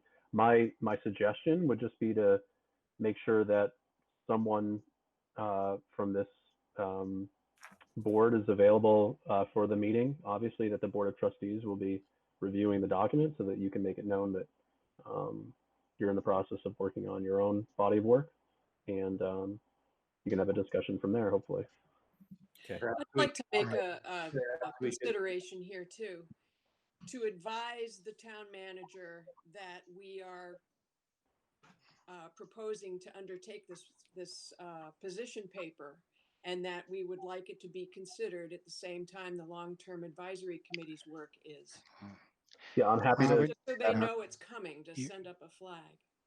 I'm happy to convey that message when I send this document. Yep, absolutely. So you read my mind, Robin. So I think once we vote on this motion, I'm going to make one right after it. Okay. Along those lines. So Okay. let's go ahead, Dave. All right, let's vote on the motion on the table as it was stated a few minutes ago by me. In favor, say aye, and opposed, say nay. Go ahead, Jerry. Aye. Jean? Jean, aye. Robin, Robin, I. Tom, Tom, I. and Dave, aye. So that motion carries. Jerry, Okay, so I'd like to make another motion that we notify the select board and the town manager of our intent to prepare a position on the long-term strategy of the Stevens estate. And Okay. notify them as soon as possible that And if we could we're doing this. add that we be informed whether or not it would be considered or that it's part of the timeline. Sure, Is there yeah, a way to so do that's that? fine. Yeah, to amend it to say, that so amending it where we will, so we'll, I know Dave, if you do that, but authorize the chairperson of the trustees of Osgood Hill to notify by whatever means, you so choose, the select board and the town manager of our intention to develop a position Mhm. on the long-term strategy of the Steves estate in view of the long-term advisory committee recommendation and to be considered as part of the decision-making process for a final outcome of, Stevens estate operating model or something like that. How's that sound? And if you're going to be writing this up later, Jerry, the time is 6:38 p.m. oh God. All right. I second. There we go. Okay. So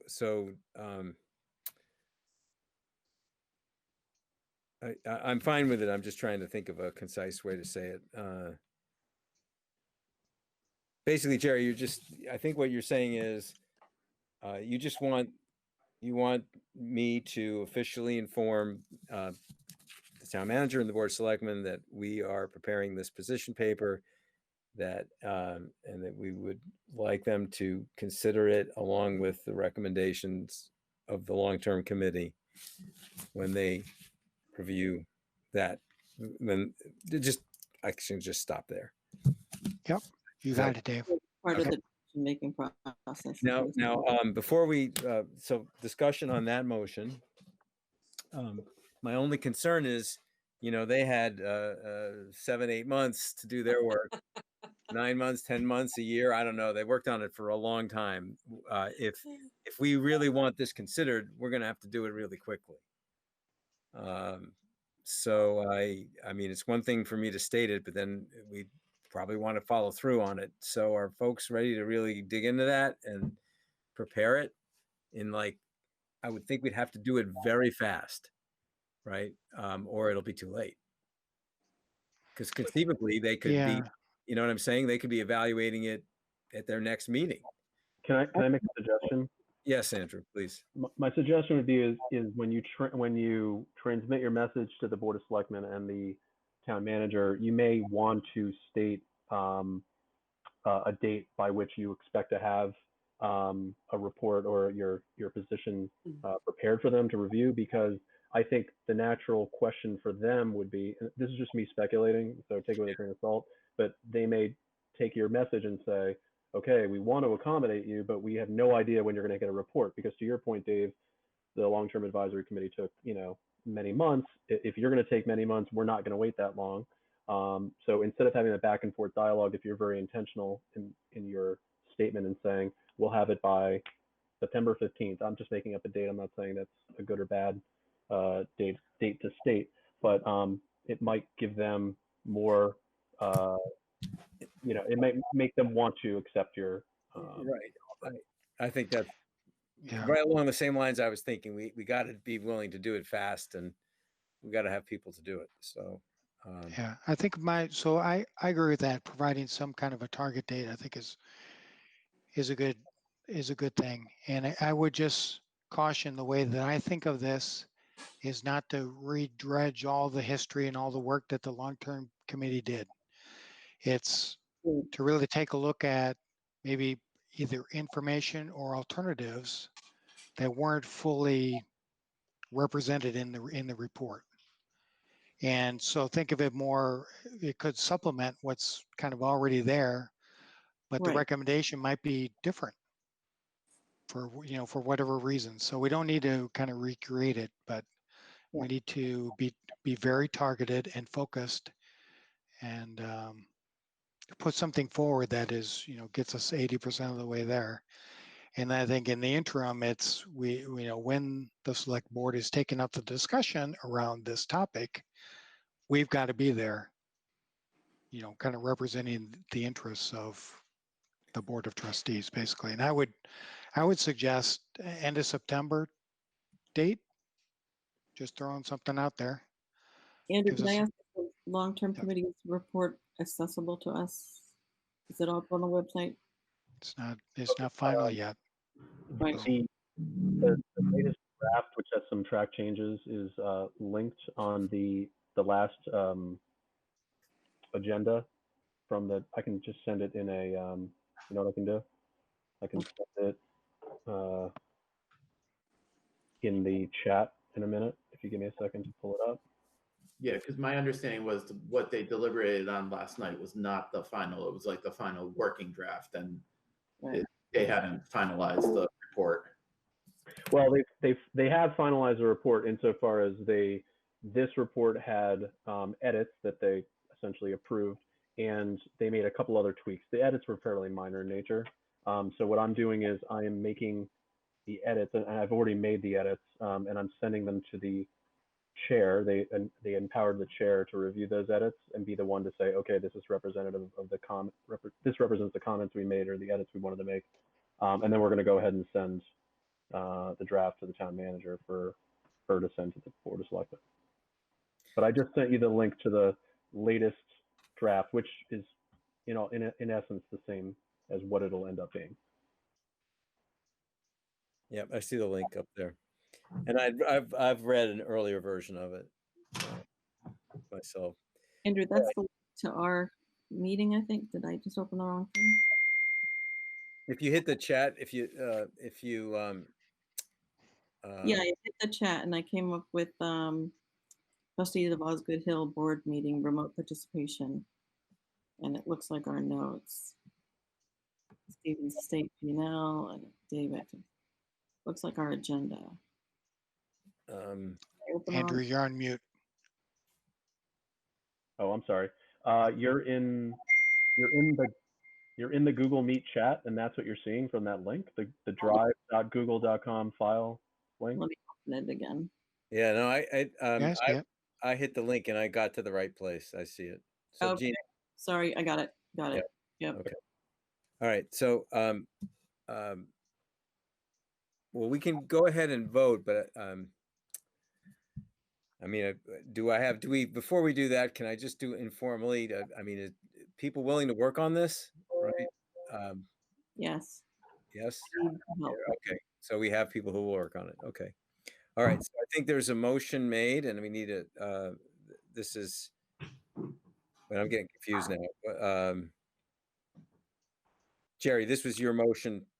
Yep, to authorize you to notify Oh, the right. select board and town manager of our intent to develop a position Paper in consideration of the one that. and consider, yeah, if things we talked about in the other motion.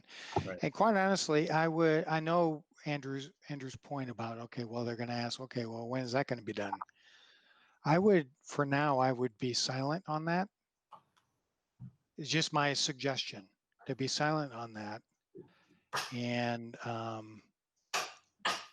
you know, a notification and, you know, we obviously could put in, you know, we'll start expeditiously on it. And we're not planning that this is going to be a whole recreation of months worth of work that actually this board's been doing and the long-term advisory committee's been doing. But maybe let the timing of it be more of a discussion point than provide a deadline.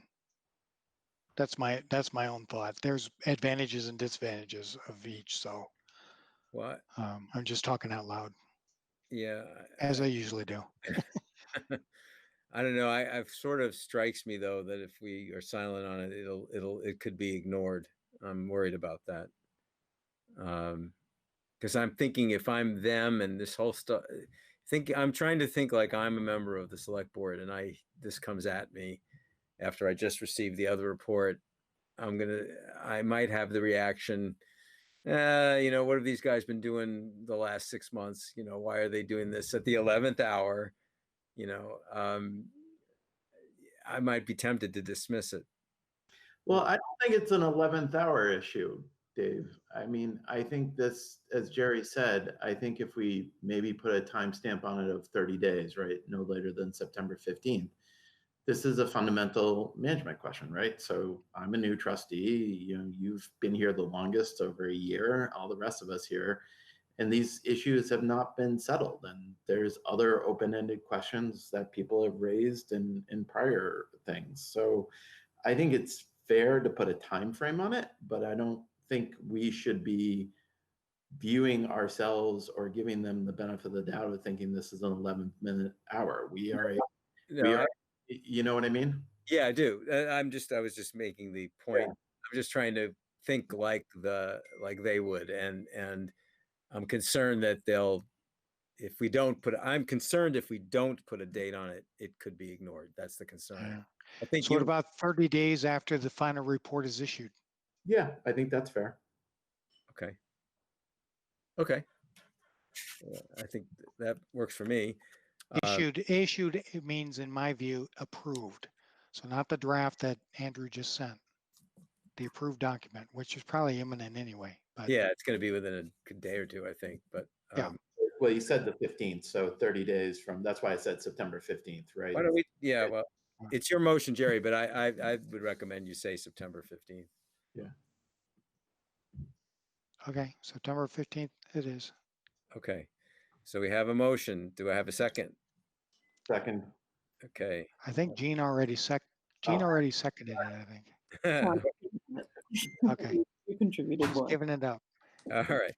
Let's vote. So this motion is to authorize the chairman to inform town manager and board of selectmen that this is happening and that we're going to deliver it by September 15th.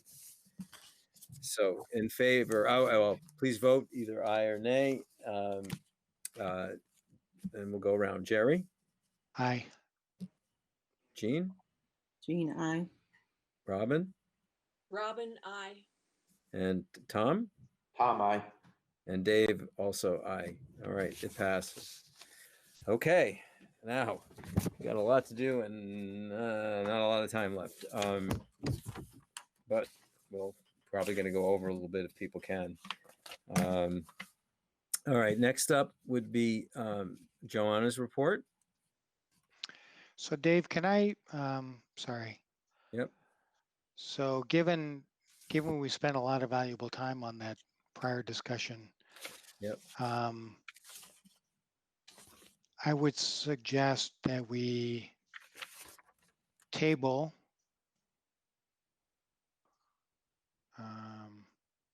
the financial report, item 5.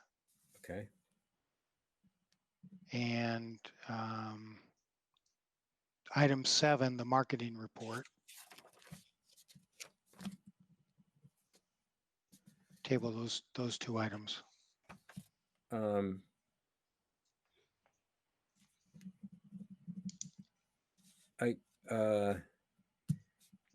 Do we need to vote? I think we need to vote to do that. Well, I would, I don't know. I'm kind of unsure myself here, but I feel like if we're gonna alter the agenda, we have to vote on that. Andrew, would you agree? If you're, I mean, No, I think it's your discretion, Dave. Is it? Go ahead, Andrew. Andrew, you went back. There you go. I was gonna say, I don't think you need to vote on anything to divert from the agenda per se, and you've done that. You can take privilege as chairman by doing that. But should you vote to table something? I mean, it's been done. It's done sometimes, but I don't have a good answer for you. I don't think you're going to be in violation one way or the other. You can just say we're not going to. discuss these tonight if others agree. But I would say if someone wants to discuss these items, if someone doesn't agree with Jerry's point to table these, then obviously say something. All right, yeah. So does anybody have an objection to that? I don't have an objection to that. I think it's fine because we spent time on more important stuff. Well, it's all important, but I think we could live without this meeting. Does anyone disagree? All right, everybody's good. I just want to make one comment about the retained earnings because I do think they're very, very important, and that was going to be part of item 5. So I'll just say that Andrew was kind enough to give me some information there so far into this fiscal year. And the good news is we have a little bit of a surplus at this point. In other words, our revenue so far into FY21 exceeds our expenses by $1,301. So at least in terms of that, our retained earnings position is not deteriorated any further, right? It's still of concern, but at least it's no worse than it was. It's slightly better than it was, a month ago. So, but I do urge everybody to keep their eyes on that ball because that's really the heart of the matter. Yes, Jean? The only question I was going to ask during that section was, and it was I was going to ask if Andrew could give us the most updated Munis report for FY20 because there was some encumbrances in the last one, and I want to know, were they liquidated or were they actually expenses and that were assessed because they hadn't closed out the year. So there was like 14,000 in encumbrances, and I'm not sure if were there actually, and that was late July. So I don't know if did you actually get bills against those encumbrances and they were mainly utilities? Joanna, I could probably answer that if you are okay with that, Andrew. Yeah. So there's still some outstanding utilities that came in July and even last week for FY20. Then there was I think there's about $7,000 or $8,000 that was encumbered for COVID-19 supplies. So they were paid for. I think it was something like $9,000 altogether paid for from FY20. It was encumbered then, but we're just getting everything in now. So it's kind of benefited us that we were able to get them in the last fiscal year. So it was encumbered and paid in 20, but you're gonna have it for this year. Yeah. And then anything else, there were a couple of outstanding things like linen supplies that had funds encumbered from earlier in the year, but they all went back. Everything else has gone back, other than the COVID-19 supplies. So that was liquidated. So I just need if Andrew could send us an updated Munis for FY20, kind of closing out the year statement, that would be great for our fund.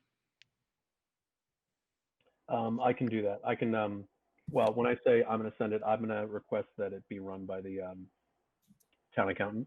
And I'll get that to you guys. Okay, thank you. Thank you. All right, so given that, we will table 5, the financial report, and 7, Robin, I assume you're okay if we table marketing till next month? Okay, good. She gave me the thumbs up for those who don't have video. All right, so let's move to Joanna's report, and then we have an audit update, new business, public comment. Go ahead. Okay, I am speaking. Okay, so basically we've had a busy few weeks. We had a small wedding ceremony on the 1st of August, which was after the last board meeting. That was a really good introduction to our COVID-19 distancing of ceremony floor plans and things like that. And also because it was Humara's first event, it was a nice gentle introduction for her. We met after the event and basically ran some lines together and saw how we needed to adjust our COVID-19 control plan based on that. So we've been putting additional steps in place, but we've been putting all of our signs in and ordering all and receiving all of the supplies that we need for our events. So before Friday of last week, we were doing great. We had booked 2 weddings, one for August the 22nd, and that justified getting the tent this month, and then one September the 20th. those, I'll talk about those in a minute. We also had some other inquiries for local acting out, dance associations, and they actually never came to anything because a lot of it is due to the parents of these children, and they didn't either want to commit the funds, or they were just like, we didn't do the season, so why are we having an end of year presentation? So a few of the local things fell through, but I'm meeting with Humara and I are actually meeting, per your comment last week, Jean. We're meeting with the Stevens Memorial Library folks on Friday, actually on Thursday, and we are drawing out a plan for some movie nights. So I'll have more to report on that at the next meeting. In terms of other business or sales, it's been really busy with inquiries. A lot of them for 2021, a lot for 2022. I've never experienced a wedding kind of booking season like it. We've got a lot of short-term inquiries coming in right now. So I'm also hopefully going to book 2 more weddings in October. I just had actually not a cancellation, a postponement. This is a wedding of 250 people that we've been moving since June of last year. They moved to June of this year. We postponed them till October, and basically now they're going to June of next year. The same thing has happened with the Habitat for Humanity gala that was taking place in September. So everything's constantly moving, but with those 2 events moved out, like I said, I'm hopeful I'm going to get 2 smaller weddings. Anything that's short term is coming in smaller now for obvious reasons. But going back to last Friday, I'm sure you have all heard by now that the governor cut gathering capacity down to 50. So basically, our wedding capacity and our event capacity outside in the tent, even though it's a 250 person tent, is down to about 48 people, depending on how many staff, if they have a DJ or photographer. So the August the 22nd wedding, I'm currently working on trying to figure out how to make that fit with 48 people. Same with the September the 20th wedding. So there's a lot of conversations going on right now with people cutting people out of their guest lists at the last minute, things like that. But I am also happy to say we've got really strong inquiries for 2021 and 2022. I don't remember whether we'd got our deposit at the last meeting, but we got our deposit for the first 2022 wedding just over a week ago.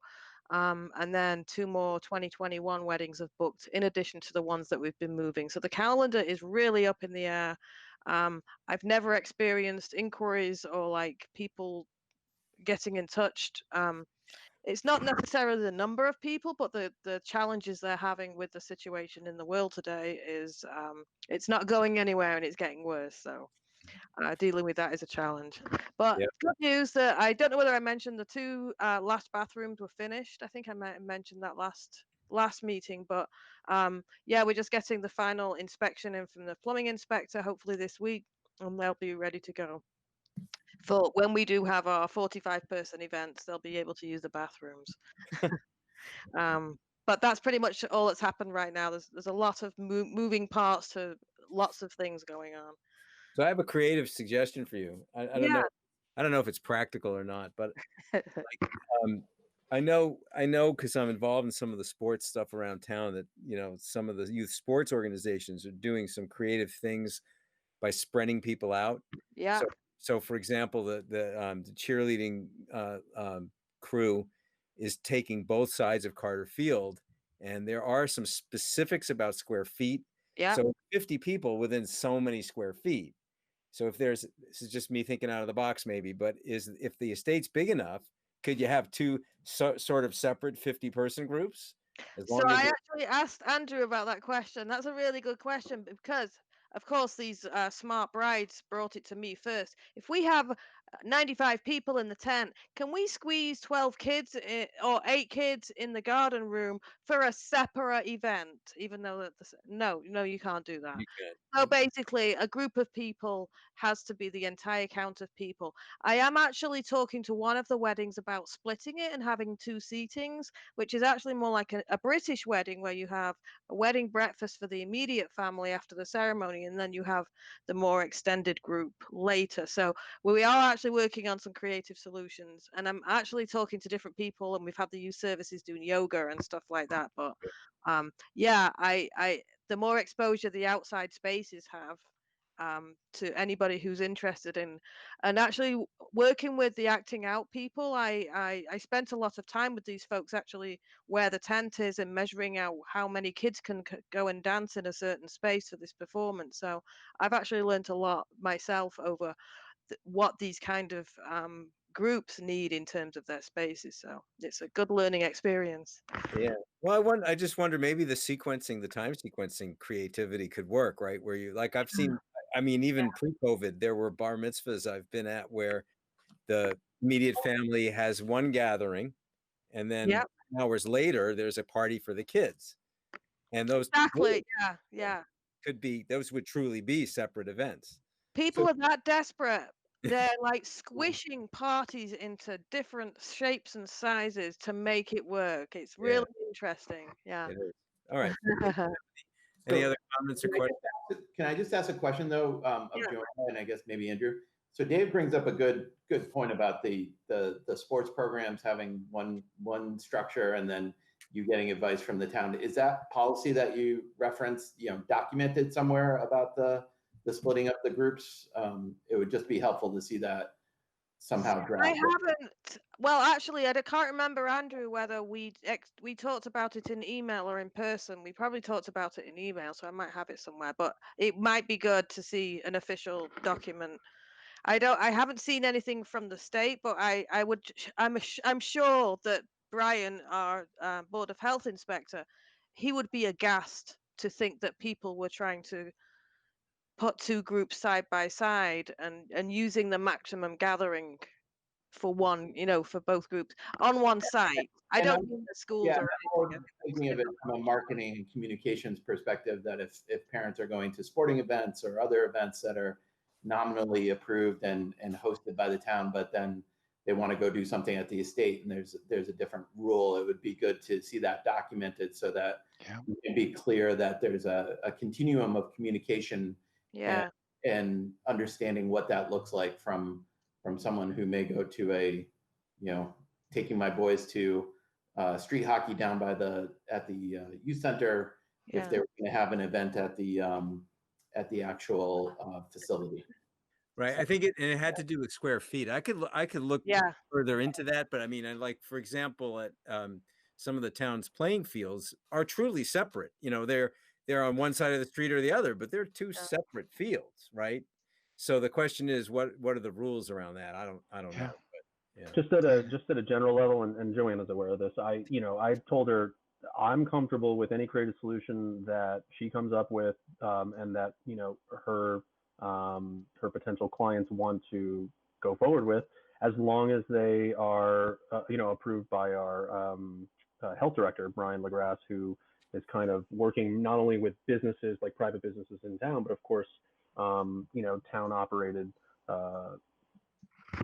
services, including the Stevens estate, to ensure that they're complying with state regulations. So, and if there's a question beyond that, then it gets kicked up to like our town council or Melissa, our town manager. But as long as it's within the bounds of what Brian, or our health director, feels is appropriate or in line with your state regulations, then we can do it. All right.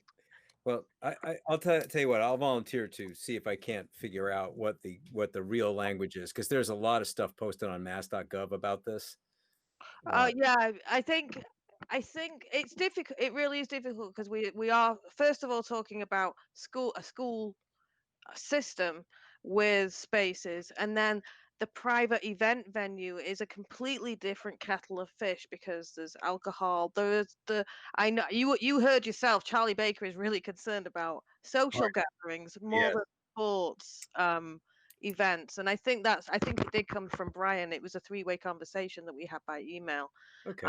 About the limitation on having. I would love to squeeze another 5 people over here, but I don't want to risk it. Right. It would probably be hard pressed to argue that they're separate events if they're both on the grounds. That's true. So Yeah. maybe But time sequencing is better idea. Yeah. But this is Jerry. I think, again, back to Tom's original question. I think I'd be very cautious, I guess, about making too many assumptions. Yeah. And if you've got an idea and you get feedback from the Board of Health or whatever, you can do this, but can't do that. I would just capture that someplace. Mm, So it's documented. We've had challenges, I'll say, with documenting assumptions, and we make them, and we can't do this and that, but then, the ball fields are open and whatever. So yeah, yeah. given the situation of the Stevens estate, we need to push the envelope reasonably, Well, being safe Andrew and will all the back me things here. without Yeah, sorry. constraining ourselves. I Yep. tried on Monday to request um um what do you call it, a waiver on the new limited capacity, and it it was worth the effort, and it was a good exercise, but it didn't actually come to anything. Yeah, but yes, we're very much in. I'm in touch with Andrew, and I'm in touch with Brian, and they've been really helpful in terms of helping us get with the plan. Okay. All right. Any other questions for Joanna? Thanks, Joanna. All right. Quickly, I have an audit update. I received an email from Melissa Rodriguez a week or so more, maybe more ago, letting me know that she has requested the Division of Local Services to come in and review the enterprise fund, the Stevens Estate Enterprise Fund, and they plan to start mid-September due to their backlog. So just making sure everyone's aware of that. So that was a big action item of mine from last time. Any comment on that? No. Okay. All we have left is new business and public comment, and I do have a public comment that I need to read to everybody. But before that, does anyone else have any new business they want to bring up? Okay, hearing none. Before I read this letter I received from Diane, I'm not sure how to pronounce her last name, Huster or Huster, Huster. I just let you know that Ellen must be listening because she sent us a thank you letter.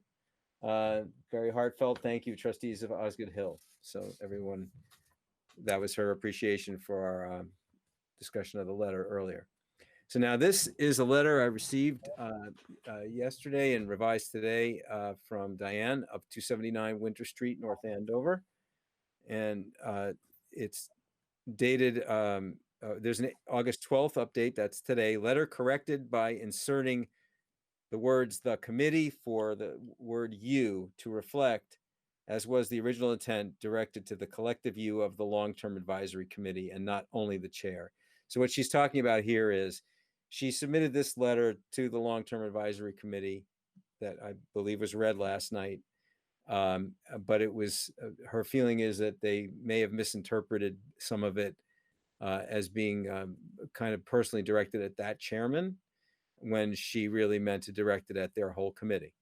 And she asked if I would kindly read this to our committee so that it would be read into the record for our meeting as well as for all of us to hear it. So it originally was dated August 10th, addressed to the Stevens Estate Long-Term Advisory Committee and to Chairman Jim LaFond and the committee. And these are Diane's words. As the committee knows, I have been following your discussions and meetings, both in person and virtually, since your inception. What the committee may not know is this is Diane now, was chair of the North Andover School Committee when Diane, insisted the Osgood Hill Enterprise Fund be created to make sure town operating revenues were separate and not used for the Stevens Estate. I had and still have a keen interest in the Stevens Estate. The committee's mission, as directed by the Board of Selectmen, was to, quote, interview various stakeholders to gain an understanding of the constraints/issues encountered in the current model, unquote. These are Diane's words again, am at a complete loss and frankly believe the committee has done a great disservice to the citizens of North Andover by not interviewing or even asking questions of the current full Board of Trustees of Osgood Hill, aka Stevens Estate, at an official meeting. The trustees were established and entrusted by a vote of 1997 annual town meeting to the, quote, care, management, emphasized management in caps, and fiscal oversight of the Stevens Estate at Osgood Hill, including all lands and buildings thereon. unquote. Town meeting has never voted to rescind that responsibility. Why would the committee not convene a meeting with the largest stakeholder, the trustees? The trustees' chair attended some of the committee meetings, but as a citizen, not as a board member, and attempted to add and correct information during public comment. This is no substitution for a meeting with the full board. The trustees invited the long-term committee on several occasions, but the committee failed to respond. I want to make a comment about that at the end of reading this. Especially disconcerting is Chairman LaFont's statement at your August 3rd, 2020 meeting that he, quote, has been reluctant to have a joint meeting between the two bodies, given their missions do not strictly align, unquote. Yet he said the committee would, quote, look at all available operating models, unquote. Trustees have information about how the current operating model is hampered by avoidable town issues, many of which are outlined below. If the committee had met with the trustees, you would have learned. Governance. Since 1997, the trustees were entrusted with oversight and guidance, which ended in 2017 by an arbitrary decision of the town manager. Then town manager Mailer told the trustees they were no longer to manage the estate, they had only an advisory capacity, and they had no or limited authority to see the financials. There was no vote of town meeting to change the trustees' authority, nor was there a board of selectmen vote, nor citizens publicly informed. The effect, however, was that the trustees were not given full financial information and the director was denied access to the full Stevens Estate financials, resulting in the checks and balances for the Stevens Estate being compromised. Why was this allowed to happen? In the spring of 2019, the town requested proposals for operating the estate by lease or sale to be approved by 2019 town meeting. Trustees were never consulted beforehand and were not permitted to present formal information at town meeting regarding the current model, only to speak as citizens. Town meeting overwhelmingly voted down the Board of Selectmen's proposal to lease. Subsequently, trustees resigned. The remaining trustees lacked a quorum and could not conduct official business. The Board of Selectmen, despite attracting applicants and interviewing capable candidates, did not appoint new members until December 2019, and then only 2 of the 4 vacant seats. To this day, there are still 2 vacancies on the trustees board, which hampers their good efforts. Why? Okay, sub-item 2, financials. Once the trustees had a quorum in December 2019, they got to work, particularly in regard to the financials. They had many questions, some of which are still awaiting answers. They started with 23 questions for town hall in December regarding the operations of the estate. It took until March to get some answers, which only led to more questions about anomalies in the financial records, questions that remain unanswered. Among them, A, SC operational salaries. Why and for how long has the Stevens Estate paid a 0.3 salary plus benefits for a town hall employee? MGLs, that's capital M, capital G, capital L, apostrophe S, do not allow for employees of the town to be paid out of an enterprise account salary line item. All municipal costs must be in the indirect cost line item. B, cost reduction opportunity. Municipal employee in the Community Development Office is responsible for the Building Department, Community and Economic Development, Health Department, Master Plan Implementation, Planning Department, the Stevens Estate, and the Zoning Board of Appeals. Does 30% of the salary of a municipal employee that the Stevens Estate is charged accurately reflect the time spent on just Stevens Estate business? I don't think so. In January 2015, then town manager Andrew Mailer eliminated the position of the estate's accountant's payable clerk, a part-time employee of the Stevens Estate, and transferred the responsibilities to town hall. This is a very long letter, but keep going. The part-time clerk with no benefits cost the Stevens Estate less money and provided dedicated oversight as well as services. Why the change? Item C, indirect expenses. The trustees questioned the amount of the indirect expenses and associated services because there is no accompanying explanation about how the figures were calculated. According to Massachusetts general laws, indirect expenses are to be agreed upon by the town and the enterprise prior to the budget year, unquote. Apparently, this has never happened since the executive director was hired. The town manager at the March 11th, 2020 board meeting told the trustees that she would hire a consultant experienced in these matters to do a review and calculate the indirect costs. The law requires the town and the enterprise, the Stevens Estate, to reach agreement on these costs. In late spring 2020, the town manager eliminated the Stevens Estate's indirect costs for FY21. An unanswered question is, quote, has the SASE, Stevens Estate, been overcharged and for how long, and thus has its profitability been higher than portrayed by Town Hall financials? Item D, transfer to capital line item. For several years, a total amount of approximately $400,000 has been transferred from the Stevens Estate to an unidentified account. These capital funds, according to enterprise account rules, should stay in the enterprise account, especially to show North Andover citizens the Stevens Estate is paying for their maintenance projects and has more reserves than portrayed. Since December, the trustees have been asking Town Hall for an accounting of how much has been transferred, including transfers in prior years, what has been spent and for what, and how much remains in Stevens Estate accounts. Specifically, where is it, and why have the answers not been forthcoming? Item E, financial anomalies. The trustees have identified some anomalies as they label them. Foremost are transfers of $1.6 million from the Stevens Estate checking account during an approximately 2-year period. Apparently, Town Hall has come back to the trustees with 2 different answers. No official communication giving the answer has been discussed at a trustee meeting that I am aware of. It remains the $1.6 million question. Why is the answer not forthcoming with the town manager's endorsement? Item 3, request for audits and financial oversight. Forensic audit. Given all of the above and more, the trustees voted in the winter to request a forensic audit and reaffirmed that request in June 2020. Trustees itemized the questions that remain unanswered, highlighted reports that are confusing, and pointed out anomalies contained therein, and apparently are disquieted regarding the state's financials. Only an independent audit would satisfy all the stakeholders, and I believe that includes North Andover citizens. The initial reply to the request from Town Hall was, quote, no, an audit would not be supported, unquote. Why not? Next, it says town auditors. In July, trustees asked Andrew Shapiro to invite the town's auditors to a trustees meeting to discuss their audit of the Stevens Estate financials. The status of that request is unknown. The last item here under item number 3 is Department of Revenue. The trustees also requested a representative of the Department of Revenue, knowledgeable in enterprise accounting, to come to a meeting, explain the correct procedures, and identify the inconsistencies. The status of that request also is unknown. Item 4, other considerations. Website. In their meetings, trustees have discussed the new website that has been waiting for 2 years to be put back online by the town. Flash survey comments said the current website is awful. Why is Town Hall holding this up? It should be a priority, especially to respond to residents' concerns in the flash survey. Donations. The March 11th, 2020 trustees meeting, the town manager said she would facilitate a donation account for the Stevens Estate, saying, quote, it is easy, unquote.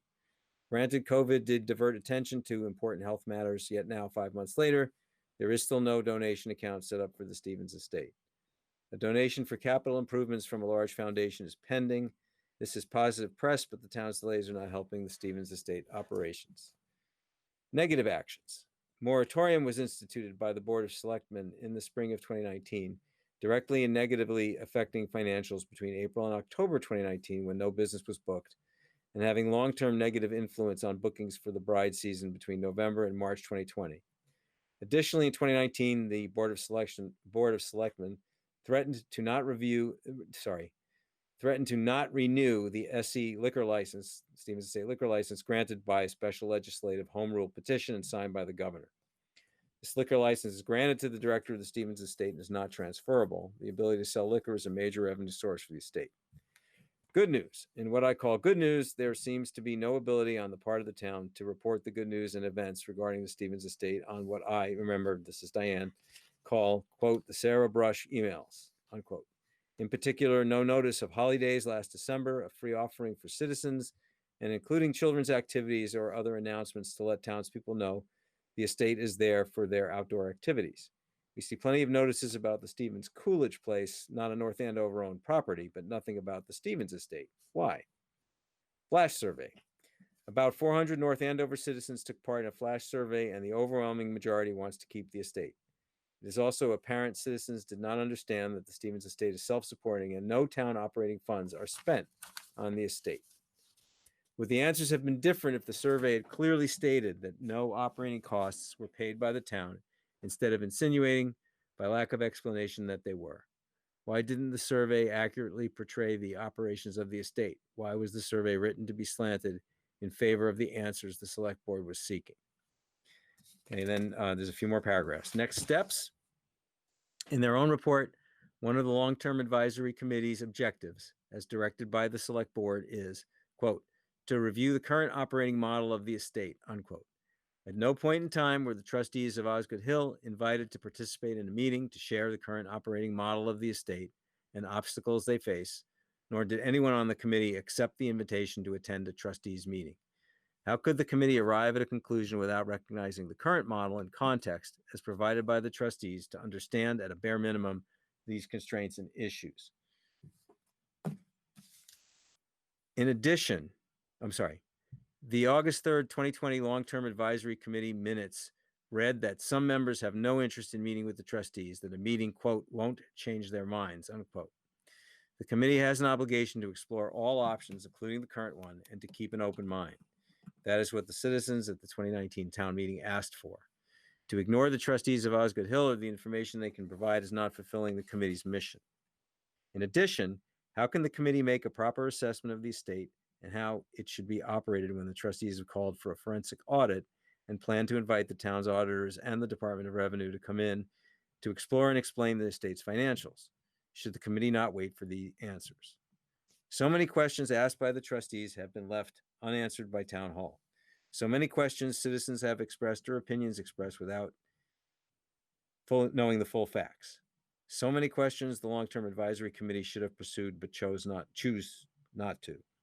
Is the committee not curious why are all these obstacles put in the way of operating the estate? So I asked the committee, have you fulfilled your mission as directed by the select board to, quote, interview various stakeholders to gain an understanding of the constraints/issues encountered in the current model, unquote? I say no, so what will the committee do now? Respectfully submitted by Diane Huster, 279 Winter Street, North Andover. So that was the letter that she submitted to them and sent to us. I just want to make one quick comment. Jim LaFawn, the committee chairman of the Long-Term Advisory Committee, did attend at least one of our meetings that I remember. I think it was the last one we had in person at the estate. I can't remember, February, March, sometime around there. I think it's February. February, yeah, he Yeah, was there. it'd be in the minutes. Yeah, so he did attend at least that one that I recall. So I don't know if anybody wants to discuss this. It's getting late, but it's here. It'll be, Jerry, I'll provide a copy to you so you can put it in with our minutes, which is what Diane asked us to do. Does anyone wish to comment on it? Jean? Two minor discrepancies, and quite honestly, we'd have to review the minutes to see whether I'm remembering things correctly or not. In 2C, when she refers to the direct expenses, when we had that meeting with Melissa in March, I do believe Melissa didn't say she was going to hire a consultant. I thought she said that annually she does an assessment and review and cost analysis of all the indirect expenses for all the enterprise funds. So I think she actually said that she did that, but I could be very well remembering it wrong. The only other thing was in section 4 under other conditions under the donation button. When Melissa said she would establish that fund, knowing Munis myself, I believe she was just saying that she would establish the fund and the fund number for Munis.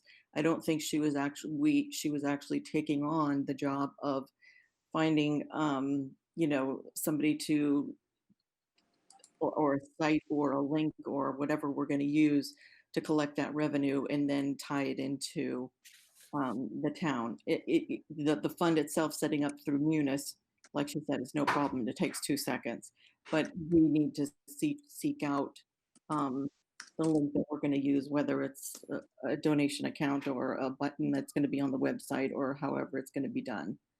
Actually, that was something I was going to bring up in marketing, but we can wait till next meeting for that. But I did have a solution for that. Okay, so. Thank you. And Robin? Did you have a comment, Robin?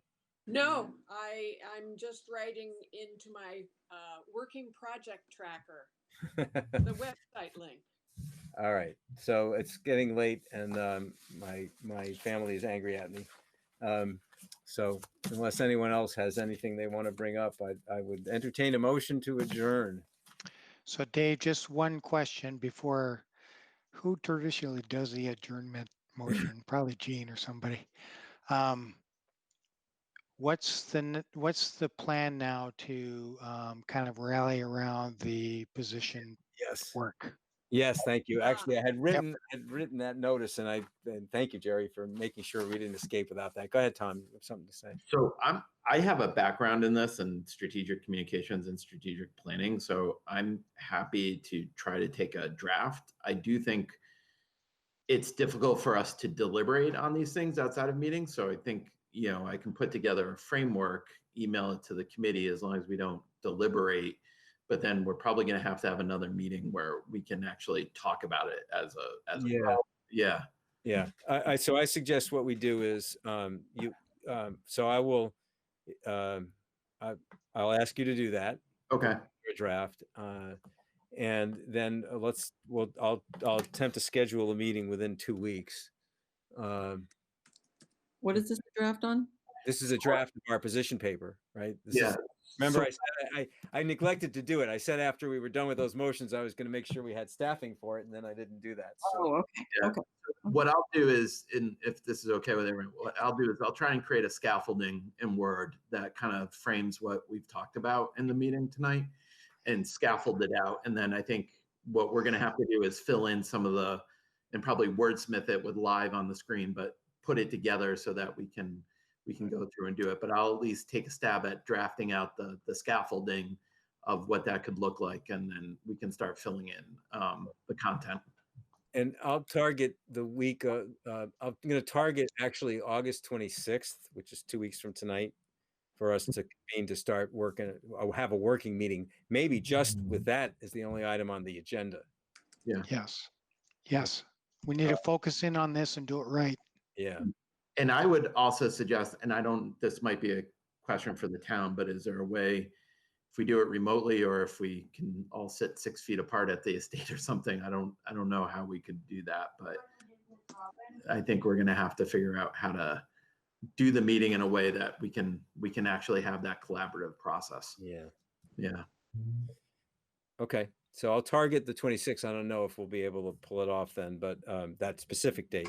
But is everybody available that date? I could save a little time, but I'm all set for it. I'm good. Joanna, Andrew, does that work for you if we need to meet that day? I'll make it work. Yep. Yeah, I mean. Okay. So,